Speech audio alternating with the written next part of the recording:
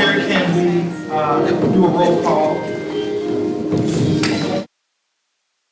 I think we may need to turn down our movie music.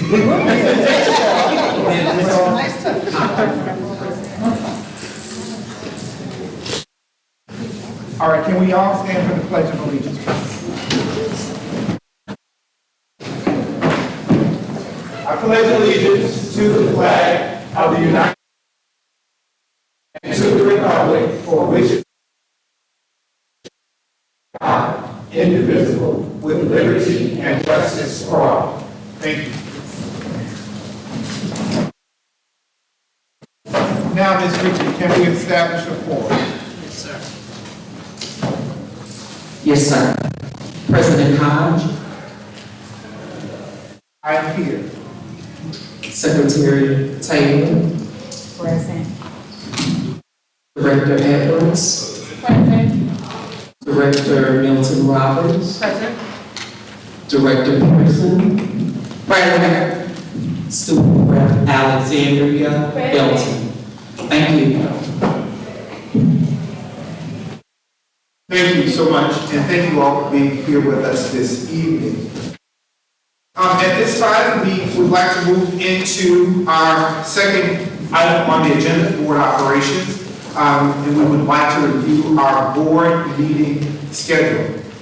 Each of you has been provided with a board meeting schedule for the 24-25 year. And it does include additional board meetings. Those who know, we moved to once a month meeting a few years ago. And at the request of the board, we added additional dates for the board to meet once a quarter. And those dates are published and are available on board docs. At this time, I will entertain any questions or comments related to that item.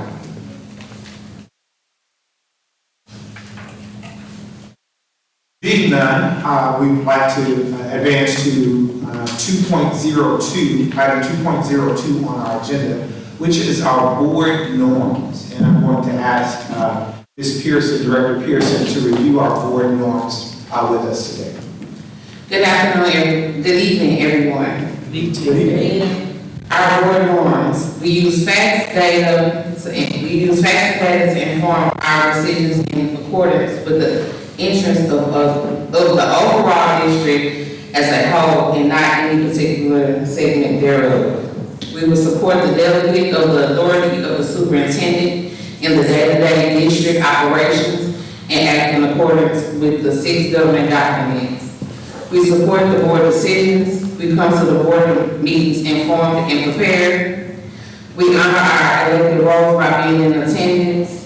We will honor our voices by encouraging individual input and listening to others. Thank you. Thank you, Ms. Pearson. It is very important for us to review those norms before each of our meetings as a reminder of how we can best serve as board members. So thank you for that.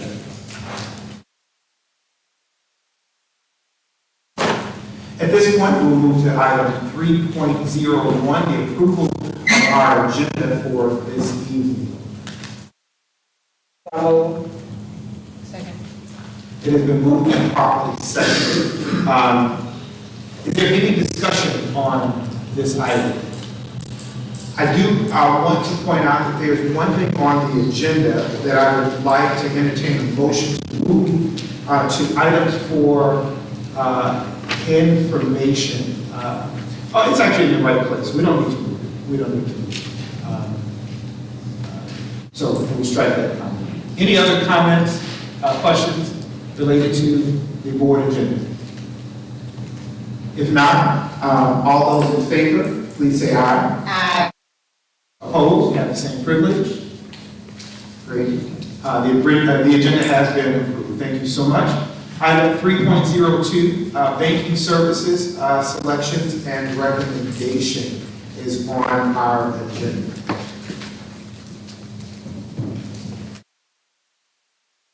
Good evening, Joint Executive Governing Board, Dr. Triplett, Schools Collaborative Community. We at this time want to come before you with the recommendation. We just have presented you with materials earlier that you've vetted or reviewed, hopefully, with regard to the banking services RFP. We issued an RFP in March with regard to banking services. The state requires basically all political subdivisions, specifically school districts, to basically look at their banking services every 5 years, and to issue an RFP or an RFQ basically for banking services. And so we did that again in March. We received respondents back. We had 4 responsible bids coming in from 4 qualifying banks. Those banks including Midwest Bank Center, Commerce Bank, Enterprise Bank, and Simmons Bank. Currently we've been doing banking with 2 of those banks, specifically with Midwest Bank and with Simmons Bank. And so we had a committee that basically reviewed, looked at all these responses back and evaluated the responses that came back. Basically, we were awarding 40% of the points on the cost, the pricing that these banks were providing constituents to our district. Secondly, we looked at, this was a 25% rating. We wanted to see, okay, what are the services with regard to our students and our community that these banks will provide. Another major category was looking at what are the relationships that they're going to establish? Who are we going to be working with? Are we going to have direct contacts with the bankers at these specific banks as we needed services? And then finally, fourthly, we were looking at, this was a 10% evaluation, we were looking at the financial structure and composition and position of these banks. And so the committee looked at that, rated, and really we saw that all 4 of these banks were good banks. And so we brought them all back in as we shortlisted them as finalists, and we graded them out also in the second category. We had them come in and do presentations, formal presentations to our committee of 6. And then we evaluated them. They addressed questions that we had, and ultimately the banks, as we reviewed them, the committee unanimously selected basically Midwest Bank and Simmons Bank as the finalists, as the champions in the selected banks that we have. The committee also decided that we want to basically, since these are incumbent banks, we wanted to keep the same banking relationships with these banks, specifically Midwest handling the operating services, and then with Simmons Bank handling our debt service accounts and our specifically those accounts. So that's how that's played out. We wanted to say that the banks that were selected, again, all 4 banks were great, but again, with the pricing, the banks that were selected came through with the best pricing. Basically, there's no fee to the district for their services under this RFP, the responses that came back. Secondly, these banks have a strong presence in our community. They were able to show that they've been working with our community, with families and communities, also even investing in the community. One of the banks has bought a big chunk of our bonds, so these banks were really solid. They also, again, had presence in terms of having a space in our district where our community, in addition to staff in Normandy, can go on a day-to-day basis and bank in their facility. So we were really impressed with that. And so, again, we felt that this decision or this recommendation we're bringing before you, the board, is very solid. And so at this time, the Normandy Schools Collaborative Administration recommends that the board approve the selection of Midwest Bank Center and Simmons Bank as our providers. Any questions?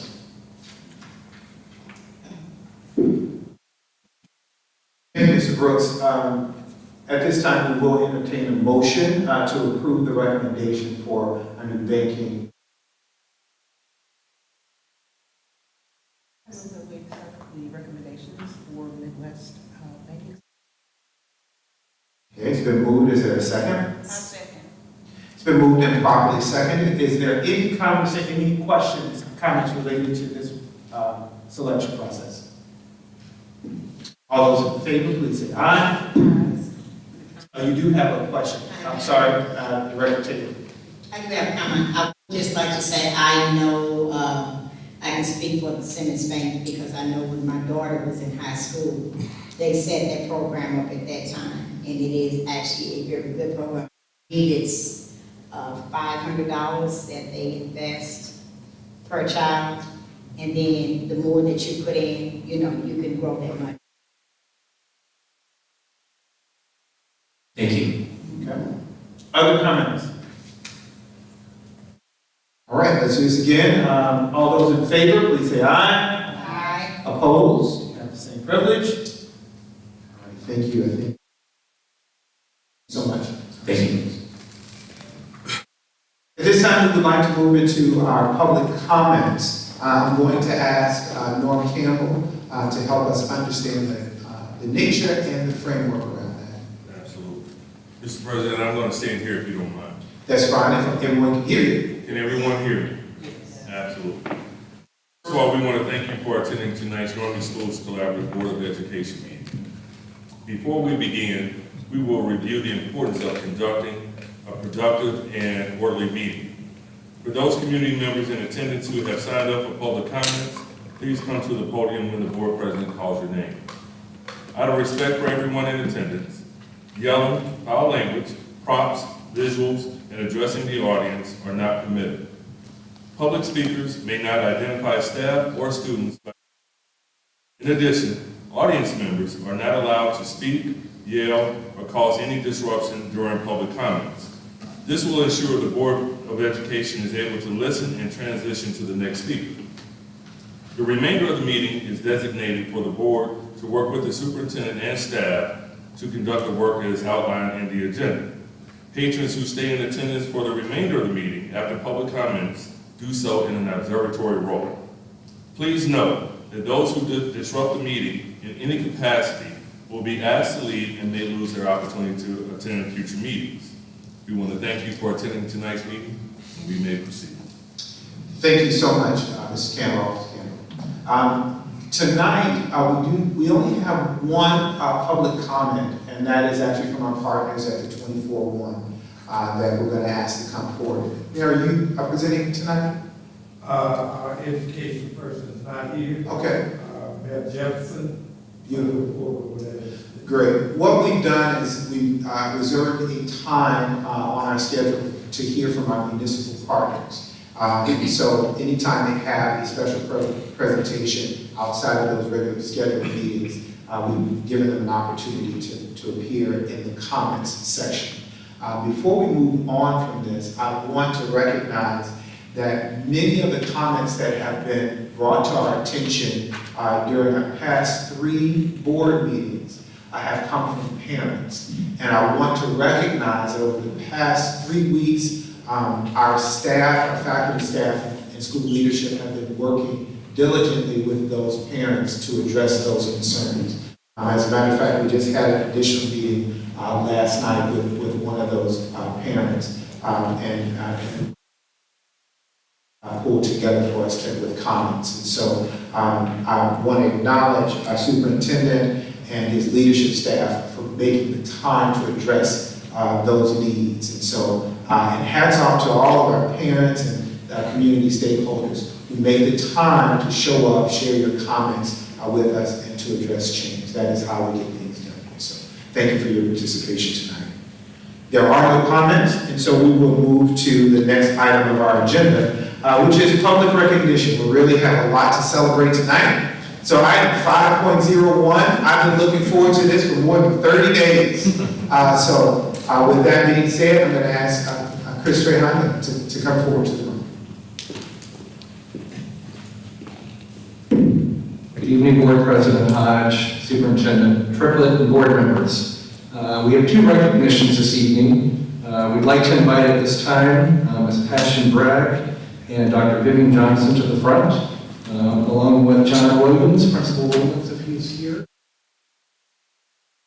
So Normandy Schools Middle at Lucas Crossing has been awarded a $27,500 fund.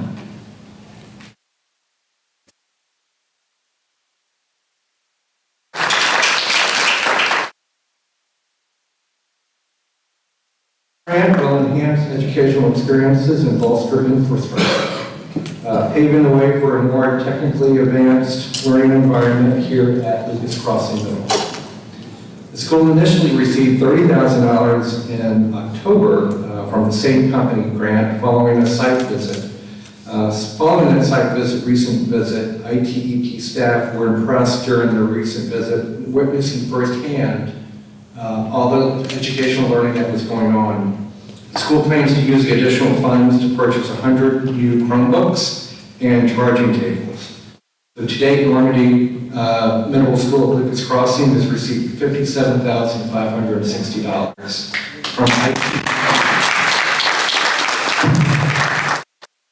I want to take this time to recognize Passion Bragg and Dr. Vivian Johnson for successfully completing the application, and to our IT department for their assistance.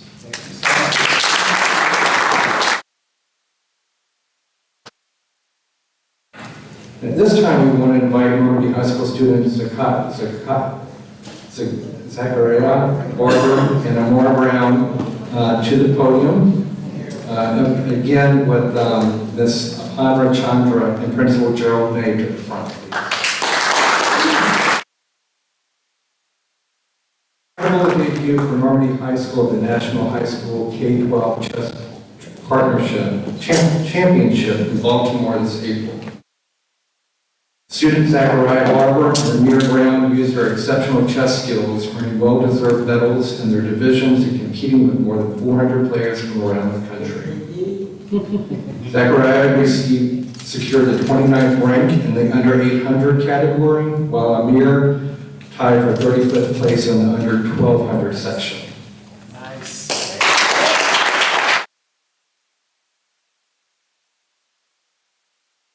Again, this was their first trip to the Nationals, but this is just the beginning, and it would not have been possible for their mentor, Ms. Apadra Chandra, who leads the after-school chess program. In addition to securing $10,000 in grants for the program, she's a dedicated advisor who fosters a culture of excellence at Normandy. Just last week, the students embarked on an exciting trip to Washington, D.C., where they showed off their skills and played against members of our congressional St. Louis and Missouri.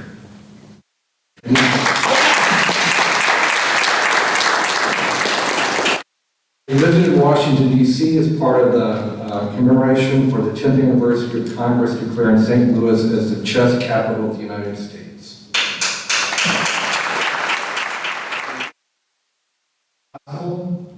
Thanks to the generous support of the St. Louis Chess Club, who provided the transportation and the accommodations for the trip. So we want to congratulate them.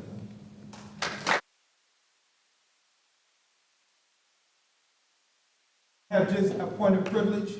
I'm so excited about this chess team and the work that they've been doing representing our school district, and I've asked them if we could, I've asked our superintendent if we could give them 1 minute to speak. Are you guys prepared to do so? You got 1 minute each of you. Please take the mic.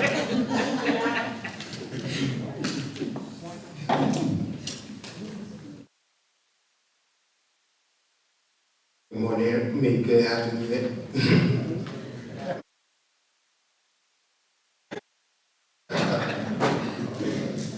My name is Zachariah Barber. I'm a chess player, and I play for Normandy High School. And I want to say thank you to Ms. Chandra for helping us find us out. I want to say thank you to the Normandy School Board for allowing us to go to all those places.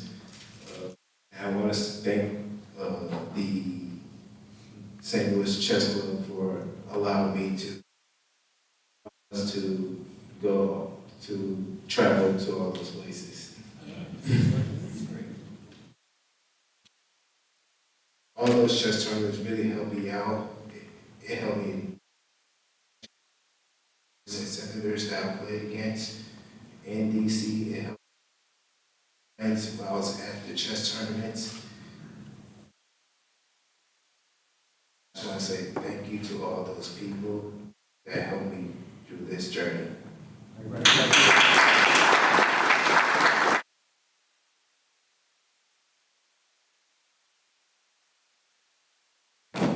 Hello, my name is Amir Brown. I'm a student at Normandy High School. And first, I would like to thank my Lord and Savior, Jesus Christ.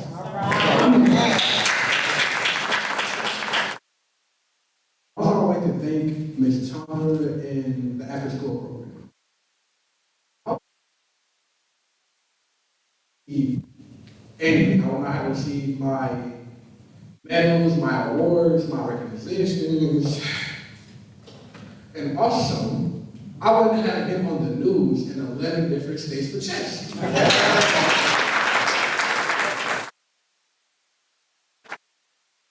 I'd like to thank my mom, my family, the board, the people supporting me. I'd like to thank everybody.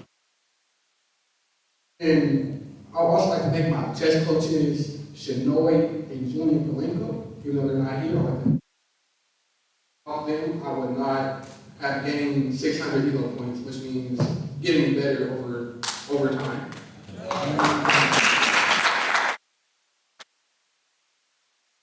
Without Ms. Tomlin's support, I would not have flew to Washington, flew to flew to Baltimore, met Senator Josh Hawley, or potentially met Senator Cory Bush. And that's all for today. I would like to say thank you.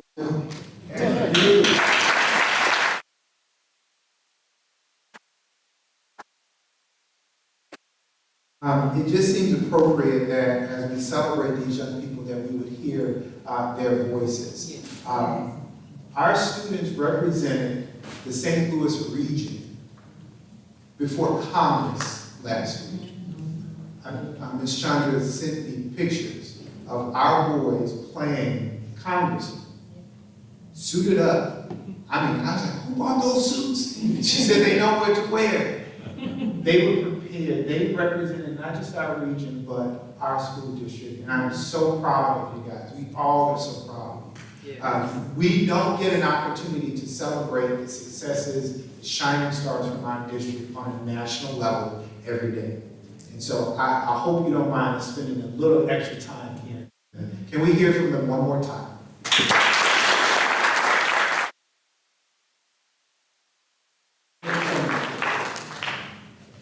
There is one more recognition this evening that we will postpone until next month. Okay, great. Thank you so much.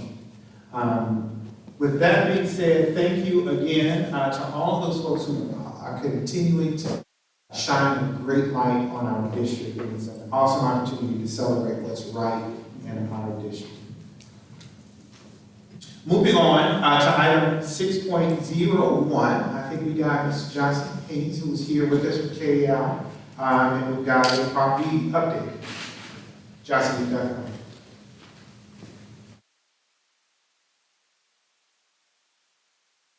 Morning, board. Good morning, Dr. Triplett and President Hodge. Good morning. I was following the youth. They said good morning, so it's morning somewhere.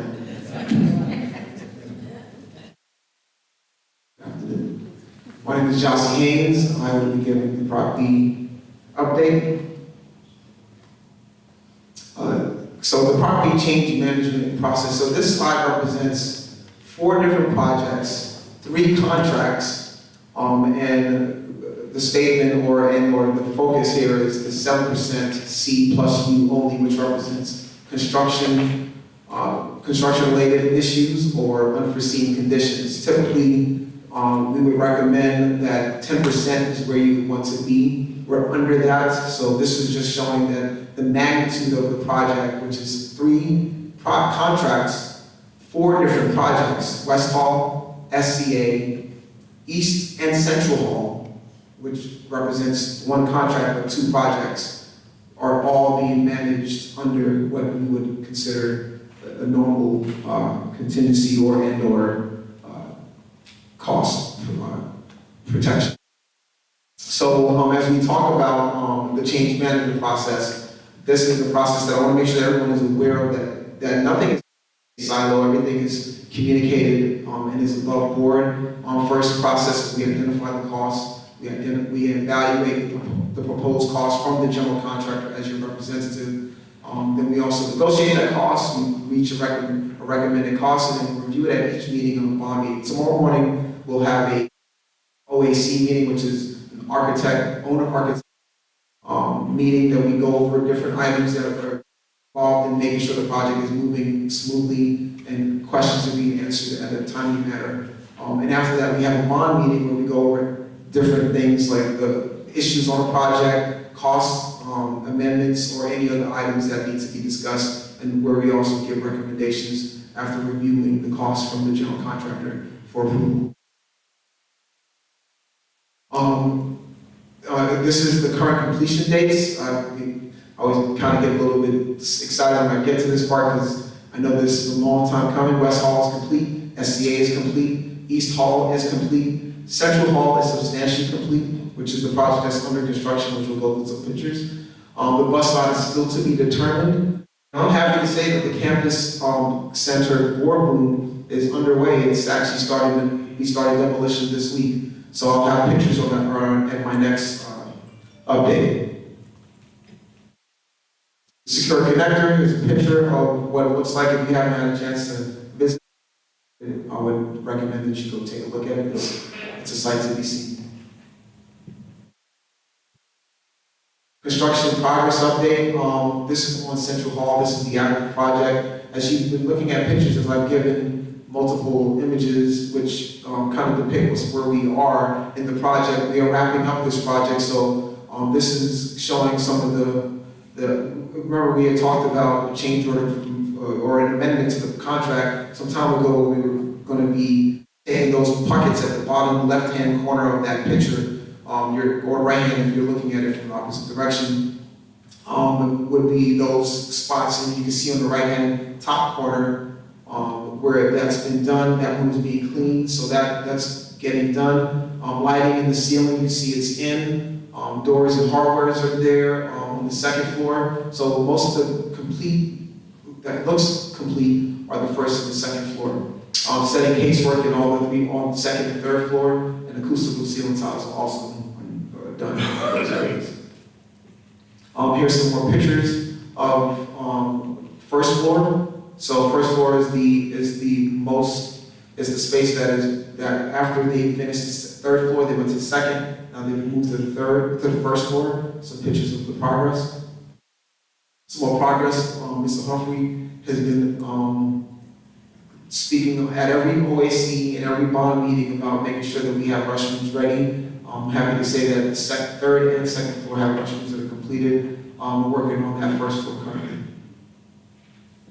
Central Hall renovations, some more pictures of hallways are done. All the infills have been done for the locker rooms, and this space is, as we speak, is getting cleaned, prepped for the use of students. Some more pictures of areas that I've shown you in the past. It's probably difficult for you to remember, but just where we've completed this is these are classrooms on the bottom right. You can see kind of the progression. It's done now, so you can see that the whiteboards are up. So this is speaking specifically about the central boardroom. So like I said, this project is underway. We're doing this project in phases. We've started the demolition phase. So we've taken this concept drawing and we're looking at what areas need to be demolished, and we're focused on finding any unforeseen conditions. So far we've only identified minor issues, but the demolition is now complete. Now the next step is to start to design or to put back what this is going to look like based off of what we found after the demolition. So that's the next step in the construction progress for the board. So what the rendering of what's going to look like when it's complete. I'm going to be working with IT. We're going to be working on making sure that video capture is a part of this plan. So we're no longer having tripods and different things like that. There will be stationary cameras, a stationary location for a podium, and a very good view for anyone that's watching online, so they can see what's happening. So this will be the new space for board meetings like this. Funds allocated for the project is $44 million. I think I've gone through this. This is something that Carlton and I talk about often in managing these funds. And this is a slide of how we manage the funds. Basically, as we identify costs, we put them in a potential bucket, which is that 40,673,686.11. This is a placeholder for a lot of items that have not gone to an amendment of a contract, but the actual contract process is to make sure that Mr. Carlton is aware of all the potential costs that could come to the district. So as we wrap up this project, the numbers will either go down or stay stagnant as proposed as an amendment. Business utilization update, MBE, WBE, which stands for Minority Business Enterprise or Women Business Enterprise firms. We've been tasked to manage that process to make sure that we're looking to reach our goals. Some of the goals we've met, which you can see for 25% goal for the MBE, we're above that, we're at 33%, and for WBE, we're shy 2 points on that one.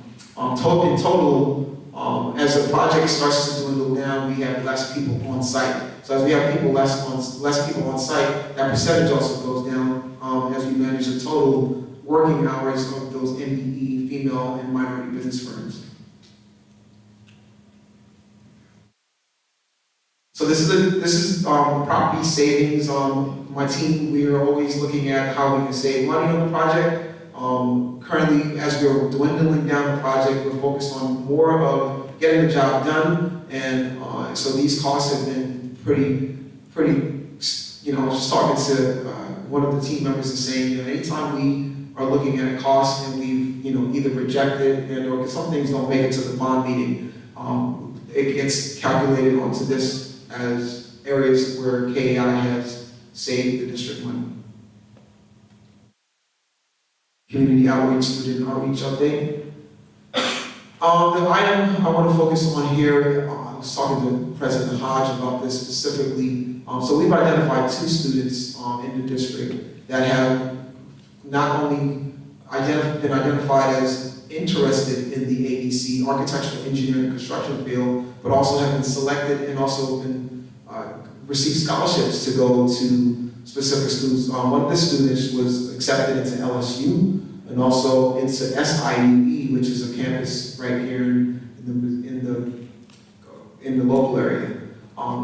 We are in conversations right now about working through what funds have been given to these students for scholarships and how KAI can help not only with scholarships but also with internships.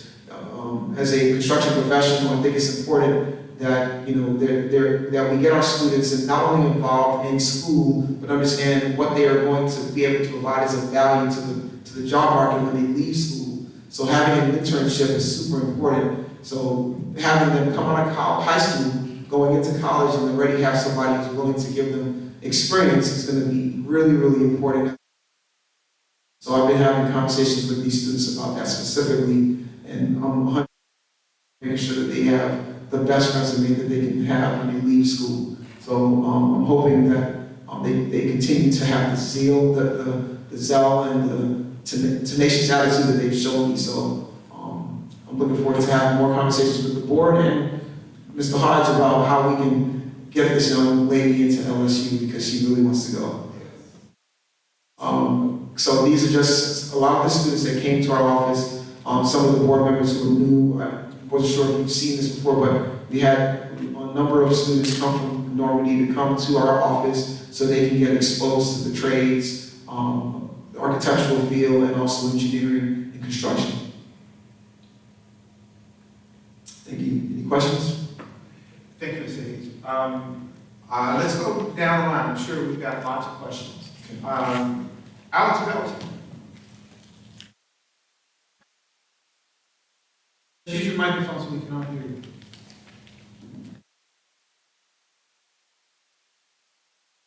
I don't have any questions, but I want to say thank you for the presentation and thank you for your continuous hard work. I wasn't a fan of reconstructing the whole Normandy, but it's beautiful and you guys are doing a really good job, so thank you. Thank you, Ms. Belton. Dr. Peck. Good evening, thank you for your presentation. I have just a few questions. Number one, is it an industry standard practice for companies like yours to establish a change order process for your clients? Yeah. My second question is, what evidence can you share with us around change order avoidance? What are those mechanisms in play that could help us avoid change orders and really keep costs down? 100%. So we're going through an activity right now with the boardroom that I would say is a great example of how to avoid costs. One is establishing a team early before a project starts and identifying any unforeseen conditions. Most owners don't have the opportunity to get in early because they're typically using the facility and they cannot afford to take things down and move things out of the way. So what we had the opportunity to do in the boardroom, this is an example, is to remove the walls on one side of the, on each one of the, for each side of the space that we're going to be working on, so we can identify if there are asbestos issues, old plumbing, for example. We found old ducting that's going to have to be brought up to code compliance, which if we designed it, it would come up as a change order, but now it's not going to be a change order because it's going to be identified so that it will be a known cost. I always talk about known unknowns. And this will not be a known unknown, it will be not a known item that we can identify in the original budget as we talk about. So the next time I speak with you about the conference room, I'll have a 98% chance understanding of what needs to be done. And one final question, thank you for that response. Would you be opposed to an independent third or party audit of the change orders that we currently have? I'd have to understand, we'd have to understand what the purpose of that would be for. I'm not opposed to it. Everything that we have is up for public scrutiny. If anything needs to be seen, all documents are available to the public. They can see all change orders that have been identified as costs and what's been paid and why it's been paid. So I have no problem with any type of audit, but if I understand your question completely. So right now, anyone can go to the district and find out what costs have been, what things have been spent, what they've been spent on, and the process of getting it. I can tell you it has nothing goes without scrutiny. Thank you. Yep. Thank you, Dr. Petty. Ms. Pearson. Good evening. I first want to say, this project, the funding was approved in April 2021. I'm assuming it started later in the year, possibly 2022. So my questions to you aren't attacked to you. It's more of the project has been going on so long. As a former wife, as a community stakeholder, that's kind of an issue to me. I like that since you've came aboard, you've been very proactive, not just in our board meetings and keeping us informed, but also when we have our community forums, I have seen you and you didn't have to say anything. So I do appreciate you. I just want you to know that that's my reason for always asking the questions, because it started off as 26.5 million. Now we're at 40,000 or 40 million. So that's my issue with it, and it's not necessarily a personal issue. A few of the questions that I had, you've already asked. That was about bathrooms and the plumbing. What I do want to know is, will this campus be substantially complete May 31st? Because it's coming up. That's correct. Okay. And then is there a deadline or a date that you have for the boardroom? So now that we're ready for design, so we're going to actually, so we've identified what's the next step is to look at what's done in the demolition exposure and put that into design. So once I have that, I'll be able to give a more firm date, but right now we're targeting the end of the year. So, The end of this year? The end of this year. Okay, thank you. That's all the questions I have. Thank you, Ms. Pearson. Ms. Milton Roberts. I don't have any questions. Hopefully this is all. I did all on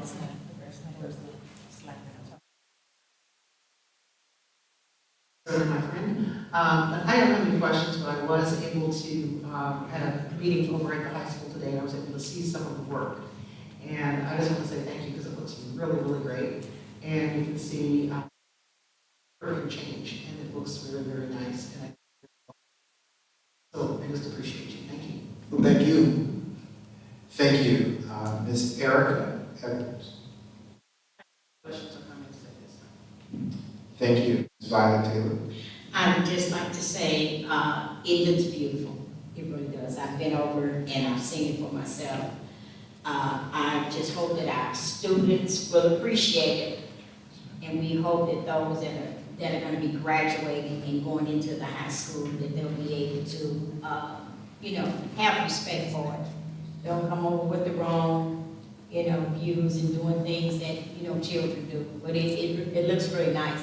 And I believe it started out at, was it 43 million is what was projected? 44. 40. No, 40 million is what's projected. 40. Yeah, Okay. 40. I think somewhere over the past couple of months, it had gone up. I'm just glad to see that it's still standing at Yeah. We're almost because done. we know that a lot has taken place. There were a lot of change orders at one time. And so now just knowing that everything is falling into place. So you're doing a great job. Thank you. And Ms. Taylor. I have no questions. We appreciate your transparency, and we appreciate your commitment to our district. So thank you for your presentation. Will you be completing all of these projects with us? I will. And I want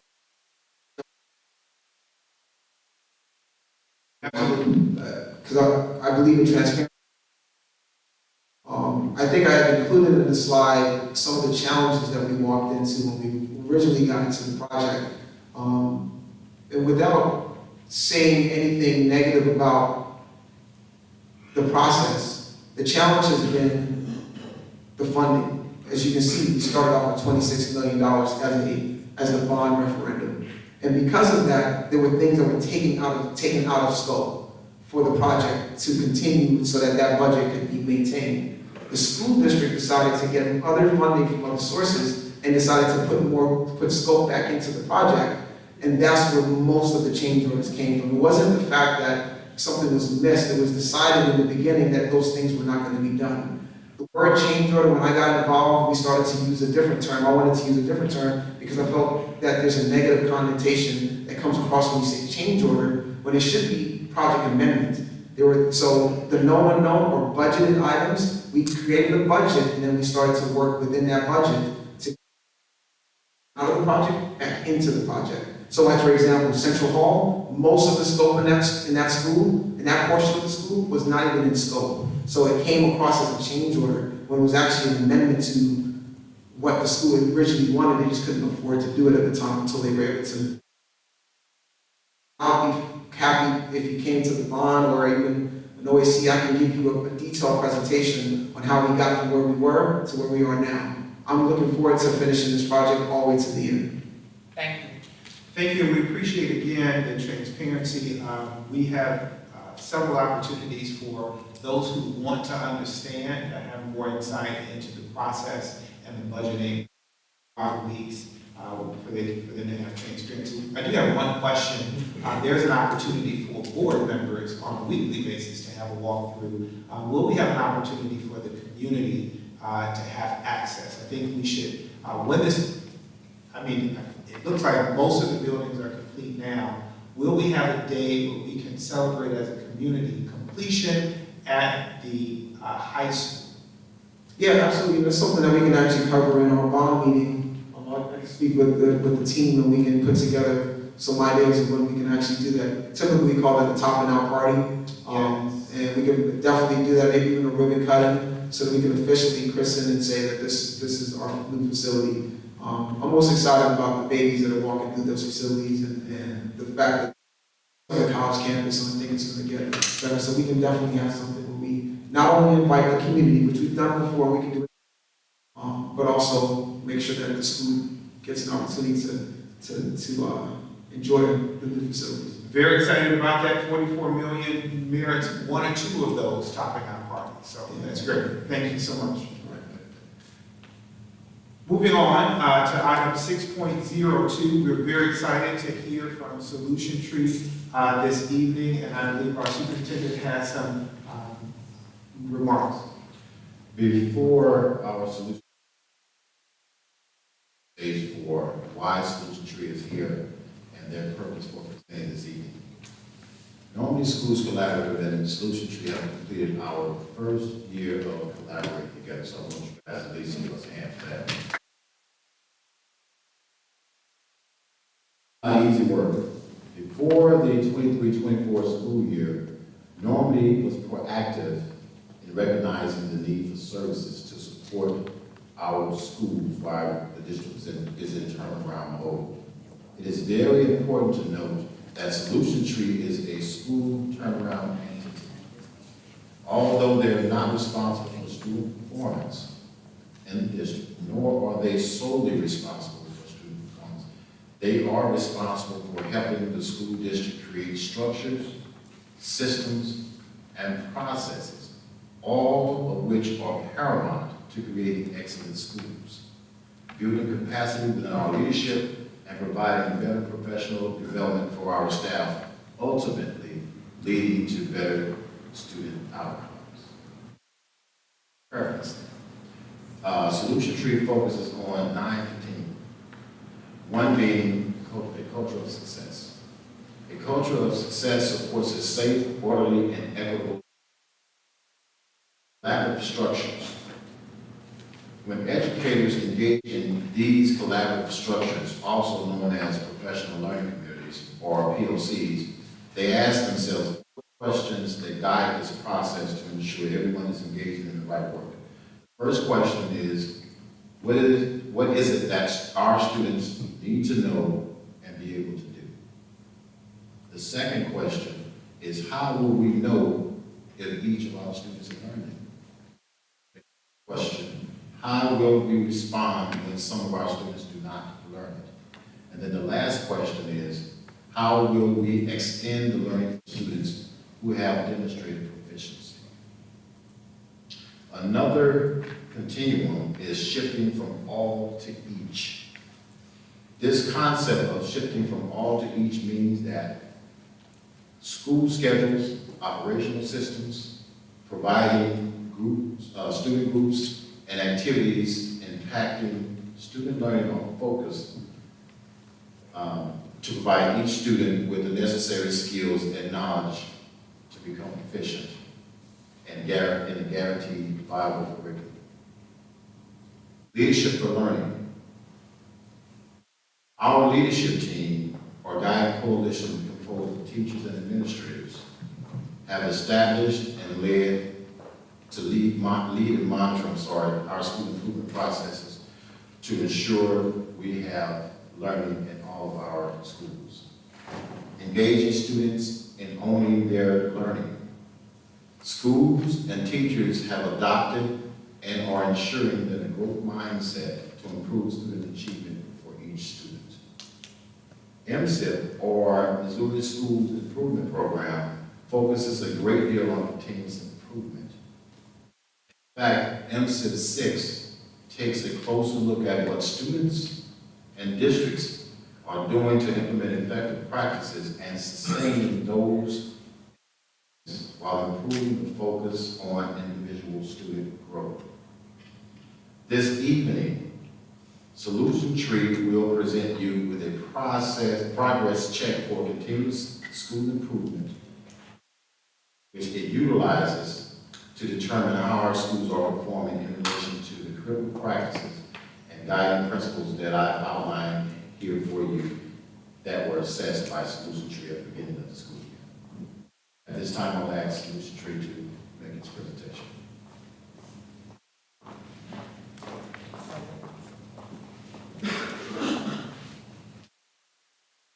Good evening, Board President Hodge, members of the Joint Executive Governing Board, and Superintendent Dr. Triplett. I'm Susan O'Brien, and I serve as the Director of Professional Development Implementation at Solution Tree. And this evening, I am joined by my colleague, Dr. Mike Scorzo, who is our Senior Research and Data Analyst. So I would like to begin by expressing the gratitude that Solution Tree has with the partnership with Normandy Schools Collaborative, as well as the opportunity to share with you Year 1 end-of-year data. So the format for this presentation will be, I will provide the context for the work that was implemented at each of the schools, and then Dr. Scorzo will discuss with you the data. So, big picture, at each of the schools in the beginning of this school year, we established baseline data through a needs assessment. This needs assessment and baseline data led to the creation of SMART goals to use as a plan of action or a roadmap. Mid-year, we conducted a progress check, followed by a second opportunity to look at SMART goals, to adjust or revise the SMART goals that were created from the needs assessment as a means of identifying different evidence or new data. And then the year culminated, big picture, with the end-of-year progress check. While all of this big picture was happening, our associates, or our coaches, as we call them, we have an embedded coach, and then we have content coaches, were starting the work in the schools. And so this work involved working with your collaborative teacher teams. And in year 1, we wanted to ensure that these teams had a dedicated time to meet. There was a consistent schedule of meetings, that there was an agenda at each meeting with pertinent items related to classroom instruction, student learning, data analysis. Additionally, we supported the guiding coalition around the same items. We wanted to look at agreed upon norms, consistent meeting times, dedicated meeting time, as well as agenda items that were relevant to the structures, the process, and the systems being implemented at the respective site. Now, while this structure and process was happening, we were also working with the collaborative teacher teams to identify the essential standards or the priority standards of what students need to learn. We also engaged in what we call unpacking a standard, and that just simply that standard apart for a very deep understanding of the student learning at that particular grade level and with the appropriate level of rigor. Also, we engaged teams in data analysis, and so collaborative teacher teams were asked to bring student data to their collaborative team meetings where that data was analyzed. And student evidence could include student work, common formative assessments, or exit tickets. But they came with that work, they analyzed it, and they developed a next step. Now, additionally, we worked with your principals. And so we worked at your principals at 2 different levels. We worked with them within the context and the unique culture and environment at each of their schools to lead the work, to build the processes, the structures, and the systems for adult learners, because our focus at Solution Tree is supporting the adults. That support will help build the capacity of the teams, not only the guiding coalition, the administrative team, but also the teacher teams to promote those positive student outcomes that we are looking for. Additionally, principals engaged at the district in leadership sessions that brought all of the principals together in the district, and they began to deepen their learning and their knowledge of how to support the work at each of their schools given the unique context at their respective sites. So before I transition this to our data discussion, I'd like to leave you with very specific key points as a takeaway. So first, as Dr. Triplett mentioned, this is a model of continuous improvement where Solution Tree and Normandy Schools Collaborative are partnering to build systems, processes, and systems, processes, and structures for adult learners that will lend themselves to positive student outcomes. This year, year one, Normandy Schools Collaborative is in an implementation fidelity focus. This implementation fidelity focus will continue to build and gain strength so that in years 2, 3, and beyond, we're looking at a post-Solution Tree. The continuum rubric ratings that you will learn about in a few minutes are not a checklist of items accomplished. They are ongoing work. And so you'll hear Dr. Scorzo talk about this a little more deeply, but I just want to plant the seed that if there is a higher rating on one of the continuums, that doesn't mean, hey, we're here, we've done it. It means I need to work and continue to work to grow stronger and to build that capacity. So it definitely is not a checklist. And then finally, I want to just reinforce the importance of your building principles. Your building principles in guiding this work as leaders and as forward thinkers to think about how to create, to challenge the structures, the processes, and systems, all for positive student outcomes. So now what I will do is I will turn this to Dr. Scorzo, who will talk about the data part. And good evening. Good evening. I get the fun job of talking data. That's usually the reaction I get. Okay, so we'll try to make it as good as we can, but there's a lot to celebrate here in Normandy. And when I had the opportunity to look at the data, I was excited for the hard work and effort that your staff, your students, your teachers and principals have put into all of this. So let me start off by simply sharing with you the packet that you received, the report that you got for the end of the year, what was in that packet. We did the update for you. At the time we did that, Lucas Crossing had not had their end of the year visit at that point in time. So the initial report did not have their information, but I believe we have sent the updated report. So maybe you have that already as a replacement, but I just wanted to make sure that we address that. In the information that we'll talk about, I do have Lucas Crossing now that all of your schools have completed their end of the year reports. The report will also show you in the first section a little bit more information about priority schools, give you some information about the services, then also a district overview of the improvements, and then the last section of the report has a 2-pager for each one of your schools, giving you some information and data about the progress that each school has made.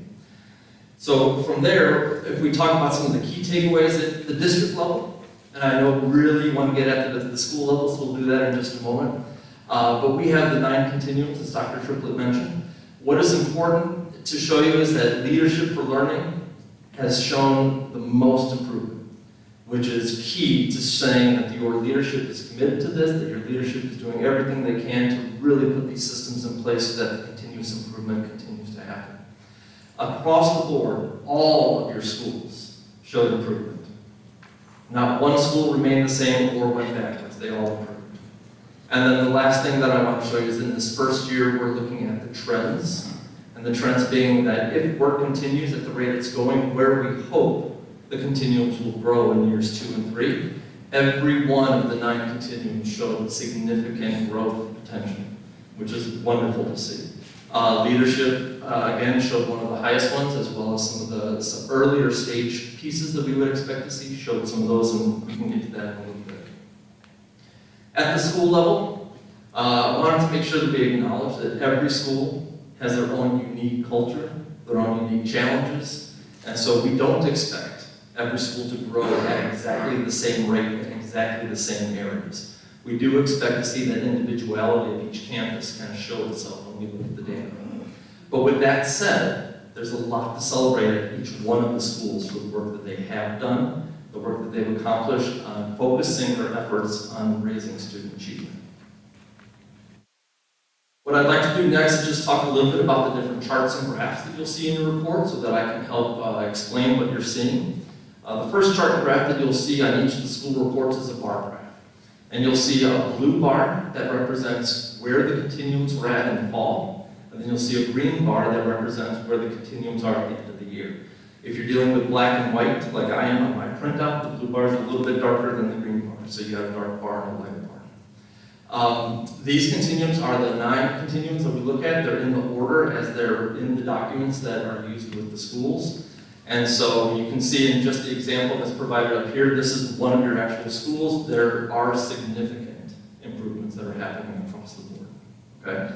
So we're looking at the difference between the blue and the green. On the left-hand side are the actual ratings, going from a low of 0, which means there's no evidence to say that that continuum is in place, up to a level 4. That practice is at a system level. It is embedded in the culture of the school that we're in. So everything from 0 to 4. The next chart that you'll see looks like this, with some blue bars going across the bottom with the levels 0 through 4s. Again, breaking it out by fall and spring. What we're looking at here is there are elements within each of the continuums. When you add all those elements together, there's a total of 25 elements that our associates look at when they visit your schools.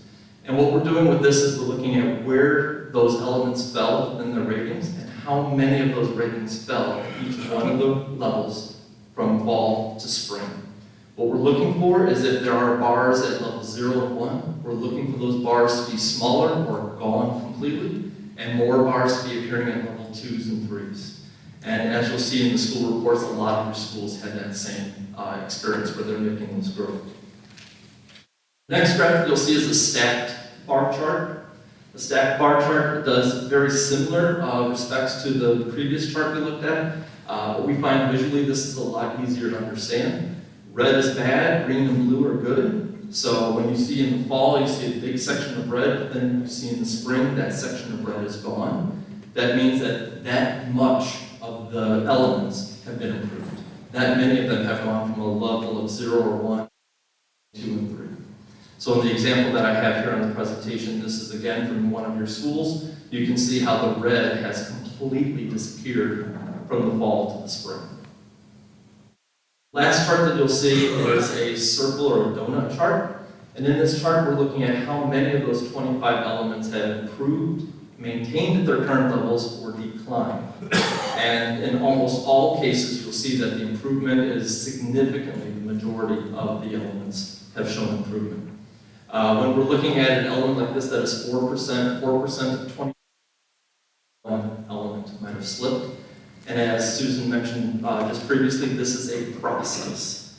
So it's ongoing. Just because you show some growth in this area does not mean you're done. You need to continue doing that, and then we expect you will add more to it and become more complex and systemized with it as you go along. So those are the different charts that we have for you in each of the different school reports that we gave you. And at this point, if there are any questions or any comments that you would like to ask, I'm happy to answer. Thank you, Ms. O'Brien and Dr. Scorzo. For our audience here, although they do have access to the reports that you shared through board docs, we would may delve into some questions related to that data. Did not see those reports. And so we're going to open it up for questions, starting with Ms. Belton. I have no question. Dr. Pettit. Thank you, Mike. Thank you, Susan. I have no questions. Ms. Pearson. Hello.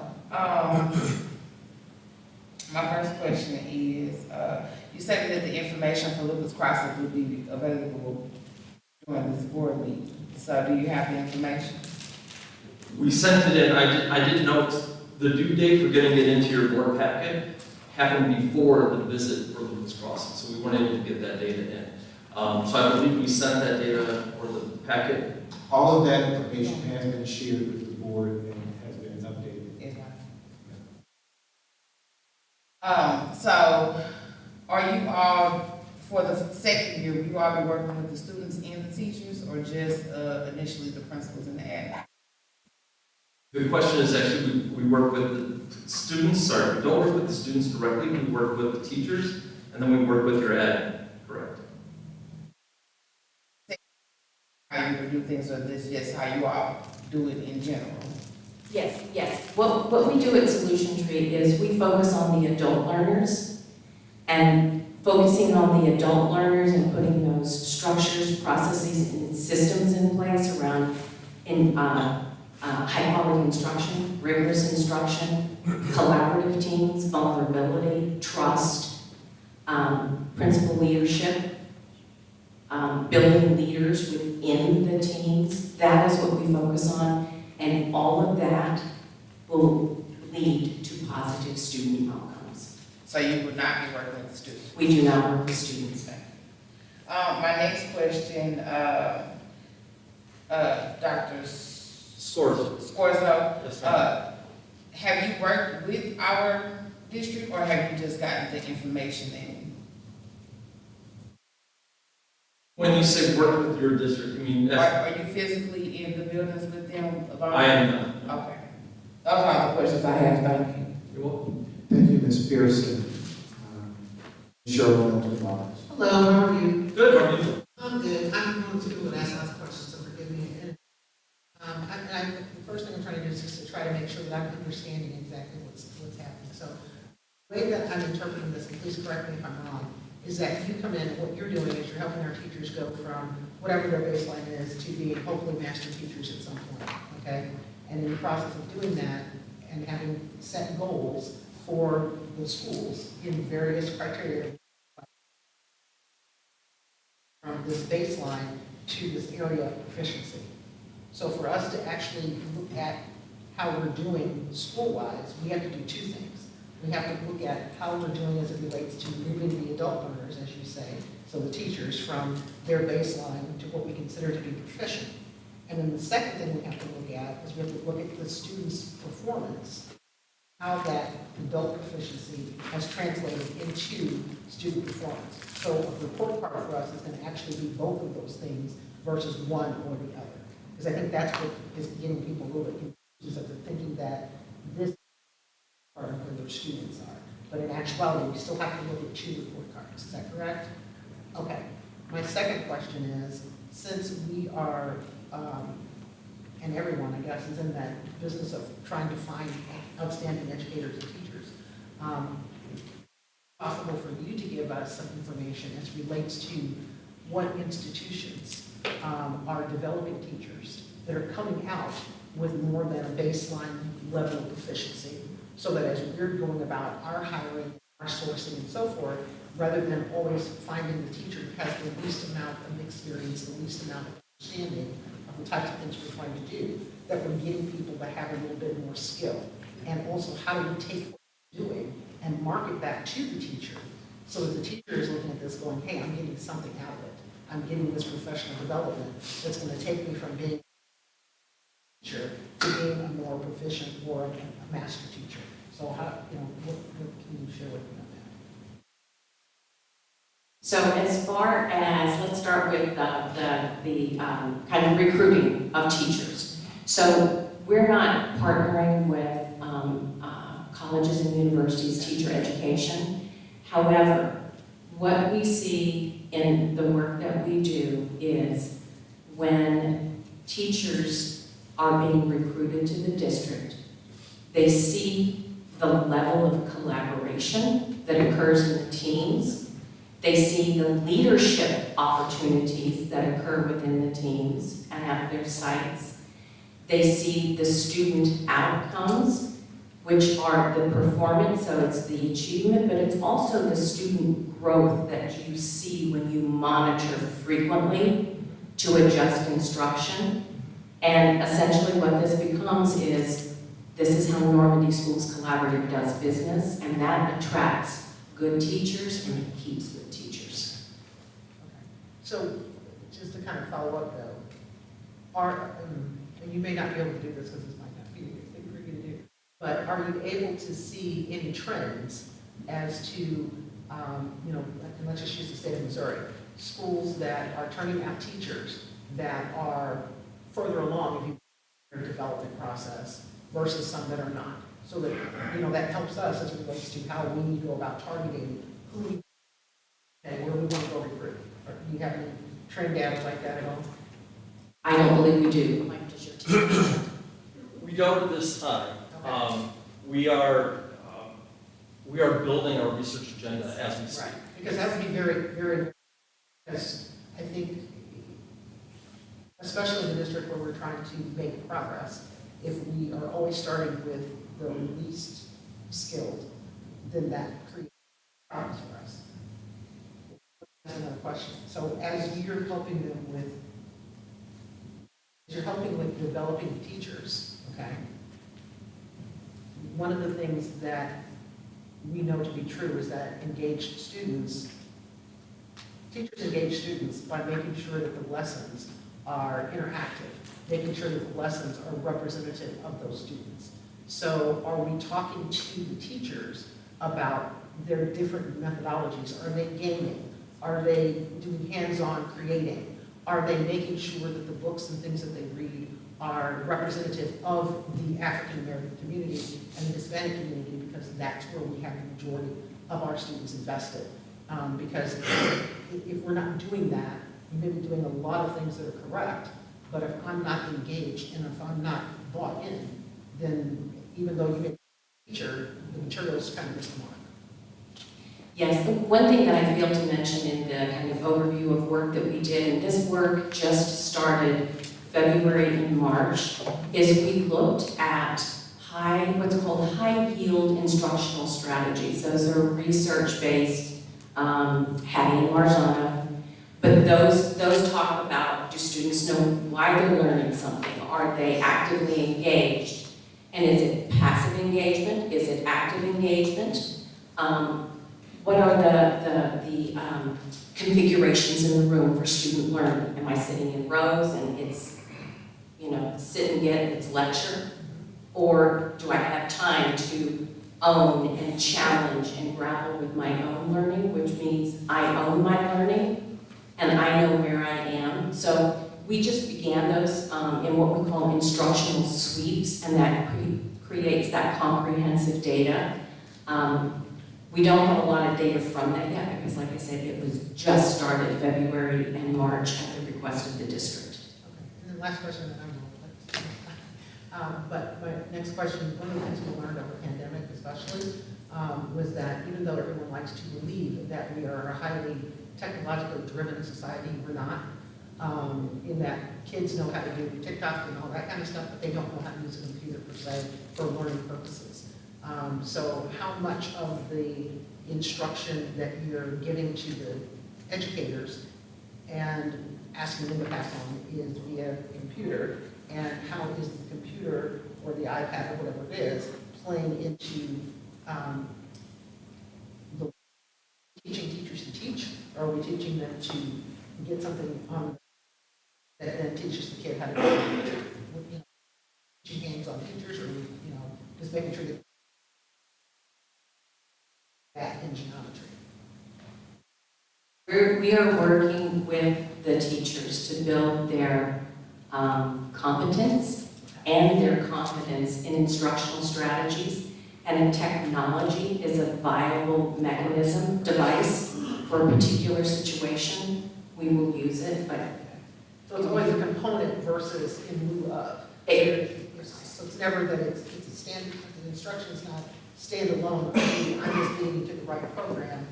Rather, today I'm instructing, tomorrow we're doing group work, the next day we're on the computer, and so forth, so that we engage.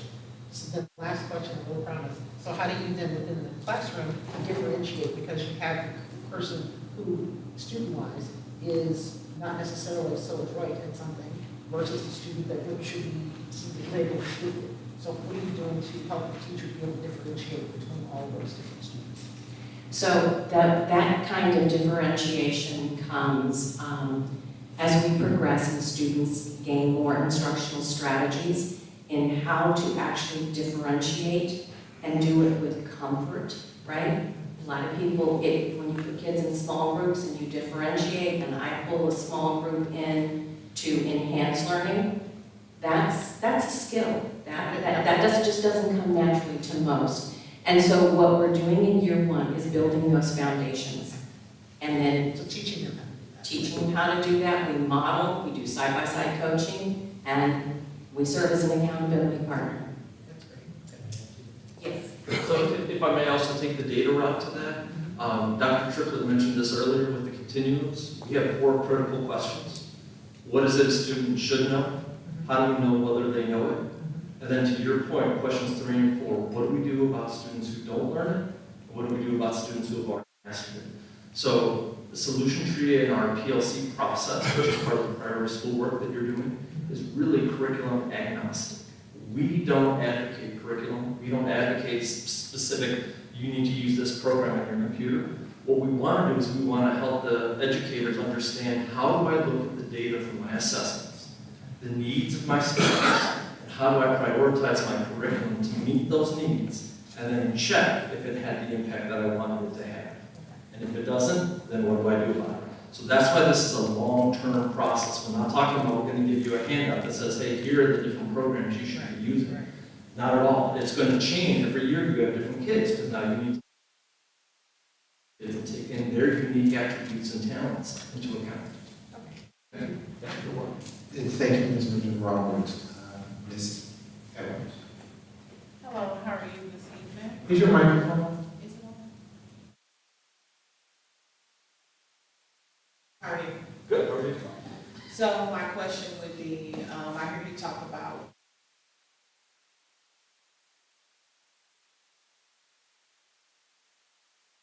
the work that you do, and I understand it's a continuum of services over a period of time. But can you give us a scale? Is there a possibility to have data that says we're going from here to here by here? Because I can hear you say a lot about hope and potential and growth, but how can we get something in data that shows the growth, the actual growth that's happening? So I originally smiled when you asked that question, because that specific question is on our research agenda. How do we do that? How do we look at that? There are so many variabilities when you look at the research aspect of it, from the level of knowledge of the staff, the leadership team, the unique attributes that the students bring to the table, the amount of services that a school receives. But we have started to identify that in the first year, it's really about building those systems. It's about creating that collaborative, normative structure that the teachers work in, and really understanding the data that comes from assessments, and how do I base my instruction on that.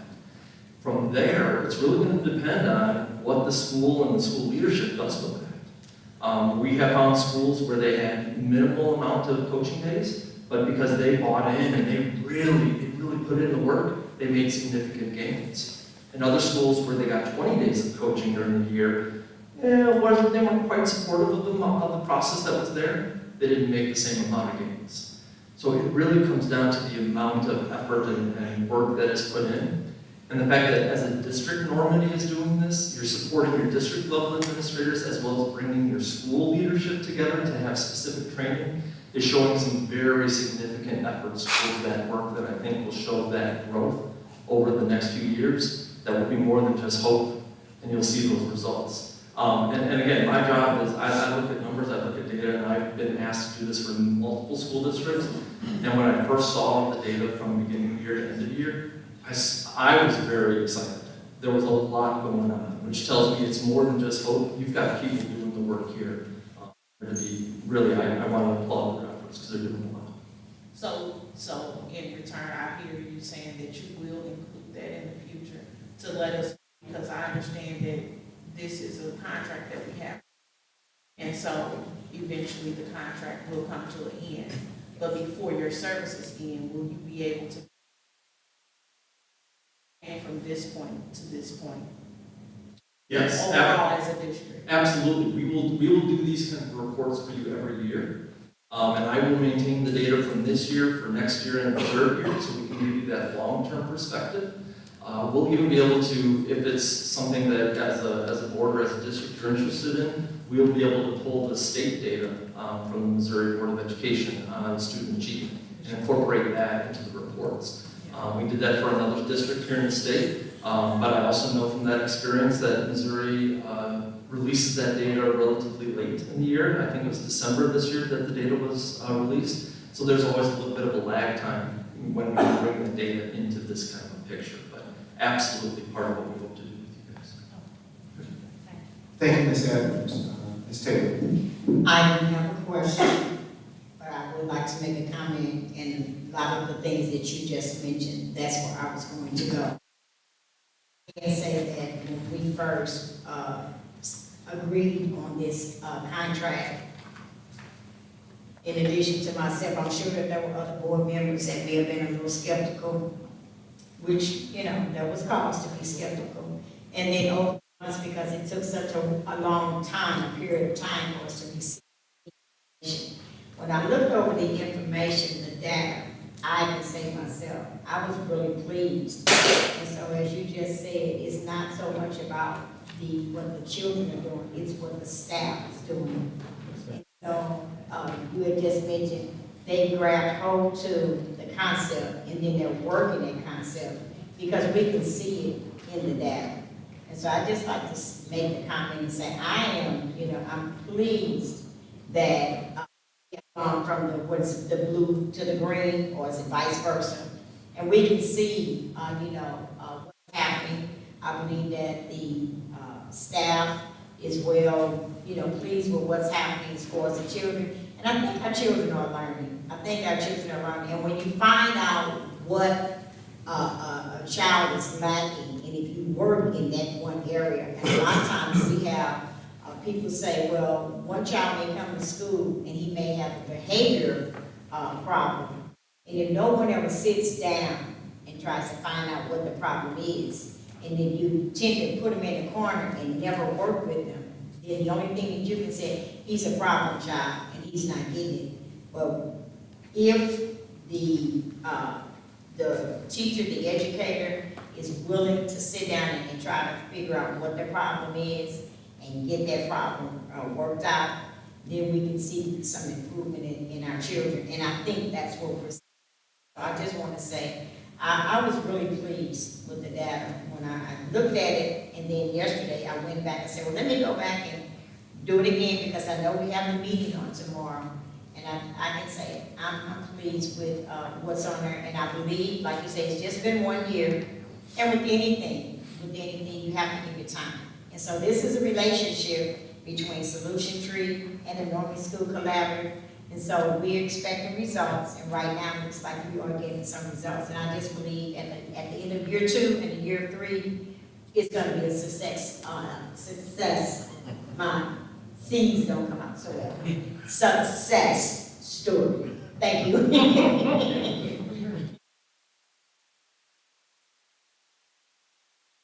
Thank you for your presentation this evening. As you have heard, this is a very important topic for our district.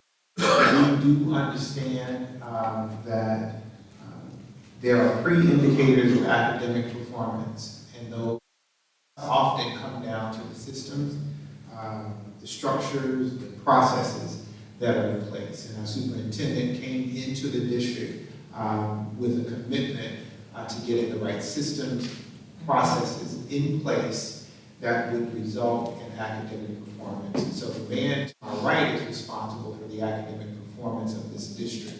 We understand that. We are holding you accountable for establishing us, helping us to establish the right processes and systems. And so we do understand that. And we want to hold you accountable to the right things and the right data. And so my questions are related to the data that you're collecting. One lots of performance, high performance, even like the model that you showed us, we saw across most of our schools, the early indicators of the continuums, that the first three continuums, there's quite a bit of improvement. As we move along the continuum, we don't see as much progress. And so what I'd like to know is, have you identified any trends throughout our district, or in particular at the high school, where those are continuums that we need to focus on? So that's my first question.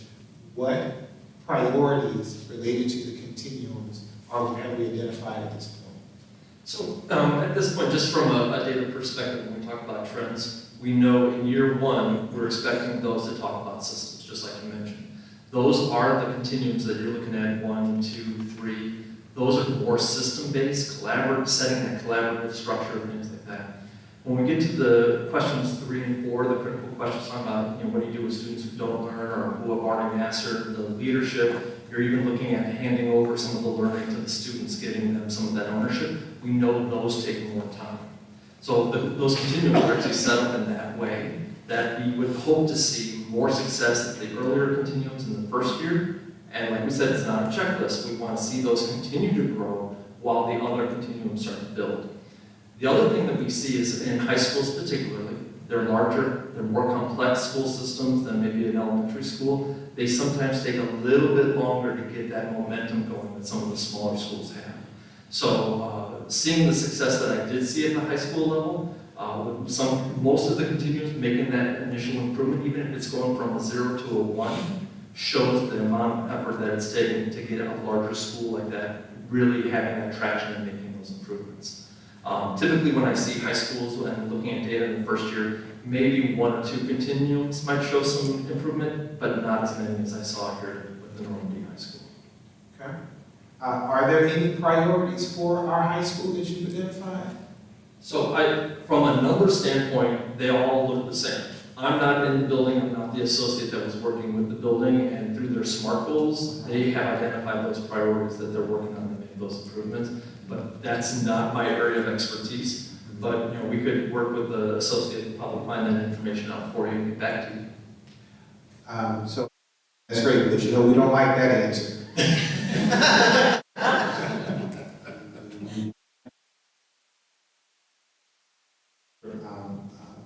All right, but I've got another question, because most of the work that you do, there's this idea of controlling the controllables, right? Lots of things that influence academic performance, as you noted, that are somewhat outside of our control. Our community is deeply engaged and supportive of this district, and we need their support to ultimately impact academic performance and student performance in our schools.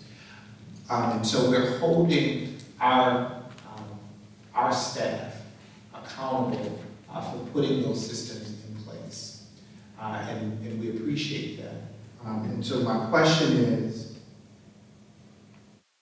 twofold.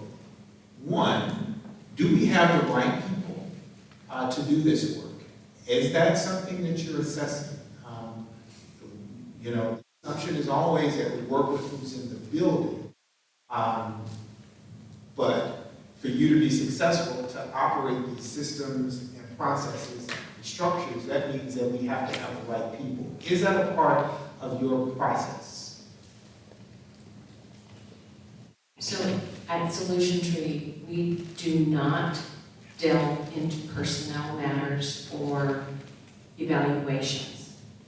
So that is a matter that when we're working with principal leaders and we're helping to establish those best practices, makes a good teacher, and how am I going to grow that teacher, that should inform any decisions a principal may choose to make as far as staffing or improvement plans. Well, I'm really happy to say for the first time since I've been on this board that our administrators and leadership team have completed their own evaluation across the district. So all of our building leaders, executive team has all been evaluated in our district, which we're really happy about. Which leads me to my last question for you. What evaluation tool are you using for your coaches that are inside of our buildings? These people are critical to the work that you're doing, and we need to know how they're being evaluated and how we're getting feedback from the folks that they're working with. Yes, so at Solution Tree, as part of my team, actually, the professional development implementation team, there is a team behind the scenes of several people who monitor the work consistently that's occurring in Normandy. So part of our process is we have 2 team members who do what we call pre and post workshop calls. So what that involves is contacting the principal to ensure that the associate has reached out for a planning call. We ensure that the day is scheduled. Then we do a follow-up after that session has occurred, where we ask, how did things go? And sometimes principals will go, oh, it was good. Yeah, it was just real good. We dive into that. So give me an example of what that is. So we get feedback from the customer all the time. Then we also, usually it's my project manager who will call the associate and say, so tell us what you did, how did it go, what are your next steps? We always get feedback from the customer because that is our top priority. So if at any time there is something that might go off the rails or something that just doesn't sit right, you reach out to my team and we will look into it for you and we will make any adjustments that we need. And that's a wonderful evaluation process of Solution Tree. My question is specifically about our coaches and if they have an evaluation tool on the individual level. Well, great, thank you for that. We would love to see an evaluation tool used for each of of those coaches with our teams, because if they are ineffective coaches, as soon as possible, right, to make sure that we have the right people at the right levels doing the right thing with Solution Tree and our teams. So we do have we send out an evaluation to the principal to share with teachers. So they evaluate the session. So it's not necessarily an evaluation of an associate, but it's an evaluation of the learning that day. I get it. I love that. That's wonderful. I want an evaluation of the associate. Yeah. We can discuss that at a later time. Okay. That's a priority for us because individual performance is important to us as a system here in our district. And you're a very important part of our partnership. Mm-hmm. So we want to hold individuals accountable for doing the jobs that they've been assigned to do. Okay, thank you. We do have another question. The question, it kind of feeds into this as well. So as you're teaching the teachers and you're giving them the support as to what they should be doing in the classroom, are we also, I read every single line that you have in all the reports I've gotten today, but are we also providing recommendation and best practice as it relates to, how classroom, as it relates to the skill level, and I'm talking about the students, so that we're teaching the teachers, but we're also helping the teachers as a teaching team, for instance, is constructing a class, the number of kids that should be in there, and, how do you differentiate as you're building the class, and those kinds of things. So some of the things that, so it's not just how are you teaching the material, but how did you prepare to have an audience that can receive what you're teaching. So if I'm understanding correctly, so what we're referring to is planning the lesson based on the essential standard, based on the learning target, to meet the needs of each student in the classroom. And going back to the kind of the cliche that we use, all means all, so every student, not, as you mentioned, we're not going to put somebody in the corner and just hope they get something. So yes, we do work that. That's part of the collaborative team process. When they bring their data in, they start to plan, they're unpacking their standards, they're planning their learning targets.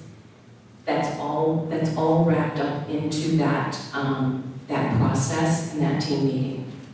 I guess to kind of drill down a little bit, so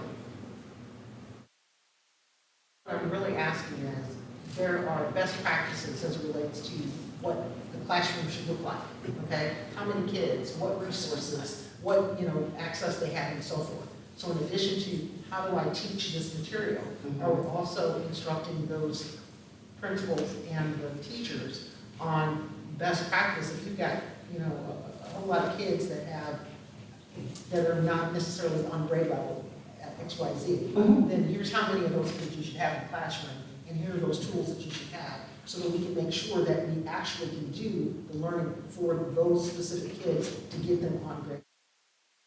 So what we're looking at is how do we intervene, right? Intervene for the kids who still have unfinished learning, and how do we then move kids forward who they've got it. And so we will begin to work in years 2 and 3 and really deeply focus on those essentials, which would be critical question 3 and critical question 4. As we talked about, year 1 was just the essential standards and unpacking or tearing apart the standards, so I even know what the standard is asking me and asking students to learn. Because I think it's very important for the teachers to become valued partners and valued sharers of information as it relates to, what should the 5th grade cohort look like in a given school? How should, who should be in what classroom? Is it just a lottery, or should we be grouping people because of best teacher to work with this grouping of kids because they've got this learning need? Principal can't really be expected to do that alone, him or herself. So the teachers have got to be viewed as our professionals in that environment and have to have that kind of insight. So are we helping to develop them in such a way that they can do that? Yes, and then also just, even though we've been focusing on the teachers because they're the instructional leaders in the classroom, but our associates also coach the principal and the assistant principal so they can have those conversations. So it's just not solely teacher focused, it's teacher focused and it's principal focused. As well, we have coaching at the district level for the district cabinet. Okay, all right, thank you, I appreciate that. Thank you for your questions. Are there others? All right. Thank you so much. We appreciate the presentation. We do celebrate the successes and the great work that has happened this year. We're really excited about this partnership moving forward. So thank you. Yes, thank you. Thank you. At this time, we're going to move to item 6.03. We're going to ask Carlton Brooks to come forward with year-to-date financial summary. Good evening again, Joint Executive Governing Board and Normandy Schools community. This time I'm going to provide a brief summary of our year-to-date financial position after a demand sets me up here. Thank you, sir. Yeah, this is our financial report as of March 31st of this year, year-to-date. And pleased to note that we have our financial position, our savings, basically in our accounts. All of our accounts stands at 23.9, just under $24 million, or about roughly 35.61% of a fund reserve balance, which is pretty strong and solid, and that's in all accounts. Through March 31st, again, we have revenues that we've collected and deposited roughly of about $38.6 million. Correspondingly, and we have, by the way, a large chunk of funding that's coming in the next 2 or 3 months. So you'll be seeing the next months as I come forward. An influx of monies coming in around ESSER funding, state and federal funding. So we have a lot of dollars that are going to be coming in over the balance of the year. We have overall expenditures year-to-date that total $52.6 million. And so we have, we've noted that as well, $3.8 million over prior month expenditure totals. So our total fund balance reserves and what we call our operating accounts, which are our general and our teachers' funds, those two funds, total roughly $13.043 million of savings in those accounts currently, which represents a 25.45% operating fund reserve. As I mentioned to you previously in the past, the state requires that we have basically a 3% reserve in those two funds, and again, we're at 25.45%. So we again have a strong, solid financial position at this time. This is a summation of basically what I've talked about. We had ending fund reserves as of June 30th at about $37.9 million. We've collected revenues of about $38.6 million. We've had corresponding expenditures of $52.6 million, which brings our ending fund reserves in all accounts to $23.9 million, which is representing in all funds that 35.61% overall fund balance percentage, and then in our operating funds, about this I've mentioned, 25.45%. We've got a lot of things going on with regard to the budget. We're developing and working with Dr. Triplett, the budget administrators throughout the district, to formulate the upcoming budget for the 2024-2025 school year. So we're really working, and we are going to be providing you all with a preliminary budget by early June so that you can look at and review. We want that. That's going to be a solid budget, but we are, again, working with all of the budget administrators to get this job done. We want to also note that that budget is going to factor in the NEA's two-year agreement. So we have the second year with regard to pay and pay increases that has been calculated into via that agreement that's going to be going into this budget preparation process. This is basically the budget calendar that we're working through. And again, with the culmination of presenting you, the board, with the formal budget for adoption that needs to be adopted by June 30th of this year. And with that, that's a summation of basically our financial position year to date. At this time, I'll take any questions you may have. Thank you for your presentation, and thank you for providing us with this information in advance of this meeting this evening. We will entertain questions. Ms. Belton? Okay, we're going to have to make sure we've got Ms. Belton a microphone. It's extremely important, so we'll make sure that we do that. Dr. Petty? I do have a few questions, but in the interest of time, I'll reach out to you directly. Thank you, Dr. Brooks. Thank you, sir. Ms. Pearson? I have no questions, Dr. Brooks. Thank you for your presentation. Ms. Milton Roberts? I have no questions, thank you. Ms. Edwards? Ms. Taylor? Great presentation, no questions. We also have a very thorough presentation. We appreciate it, and I have no questions, sir. Thank you very much. Thank you, sir. At this time, item 6.04, we have scheduled a representative from the University of Missouri St. Louis. Is Mr. Reggie Hill here?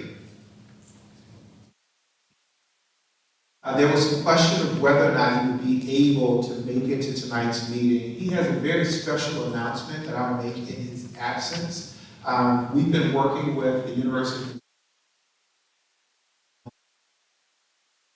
on a special opportunity for our students in the district. As you all know, UMSO is a very important partner to the work that we're doing here. Over the past year and a half, we've been really trying to leverage their resources for our district. Reggie serves as the Vice Chancellor of Enrollment. When he came to St. Louis, the first thing that he identified as one of his priorities was to shore up his relationship with our seniors. You all are familiar with the Bridge program that UMSO has run for many, many years. with our students. They have a 100% matriculation to college access. All of the students who go through the bridge program go on to college. And so we want to continue to promote and embrace that initiative with UMSL. In addition to that, Mr. Hill made it a priority for him to develop a partnership around the game of chess in our district. He envisioned a chess team, starting a chess team at UMSL, where those students would receive a full academic scholarship, much like your athletic programs, your basketball players, your volleyball players would receive full tuition to attend the university. He wanted to do the same thing with the sport of chess. And part of the strategy for that was to have those students serve as an extension of the university into our elementary and middle schools here to inspire and support those students as they are moving through our district as chess players. You may not know this, but chess is the only college program where students can actually earn money for their play, not just through sponsorship. Students can play on a team in college and actually win financial awards for their performance, which is a nice benefit. We were informed about 2 weeks ago that his initiative was fully funded by the University of Missouri St. Louis, which guarantees all of our chess players who choose to go to UMSL and play on their chess team a full scholarship for 4 years. That's a really big deal.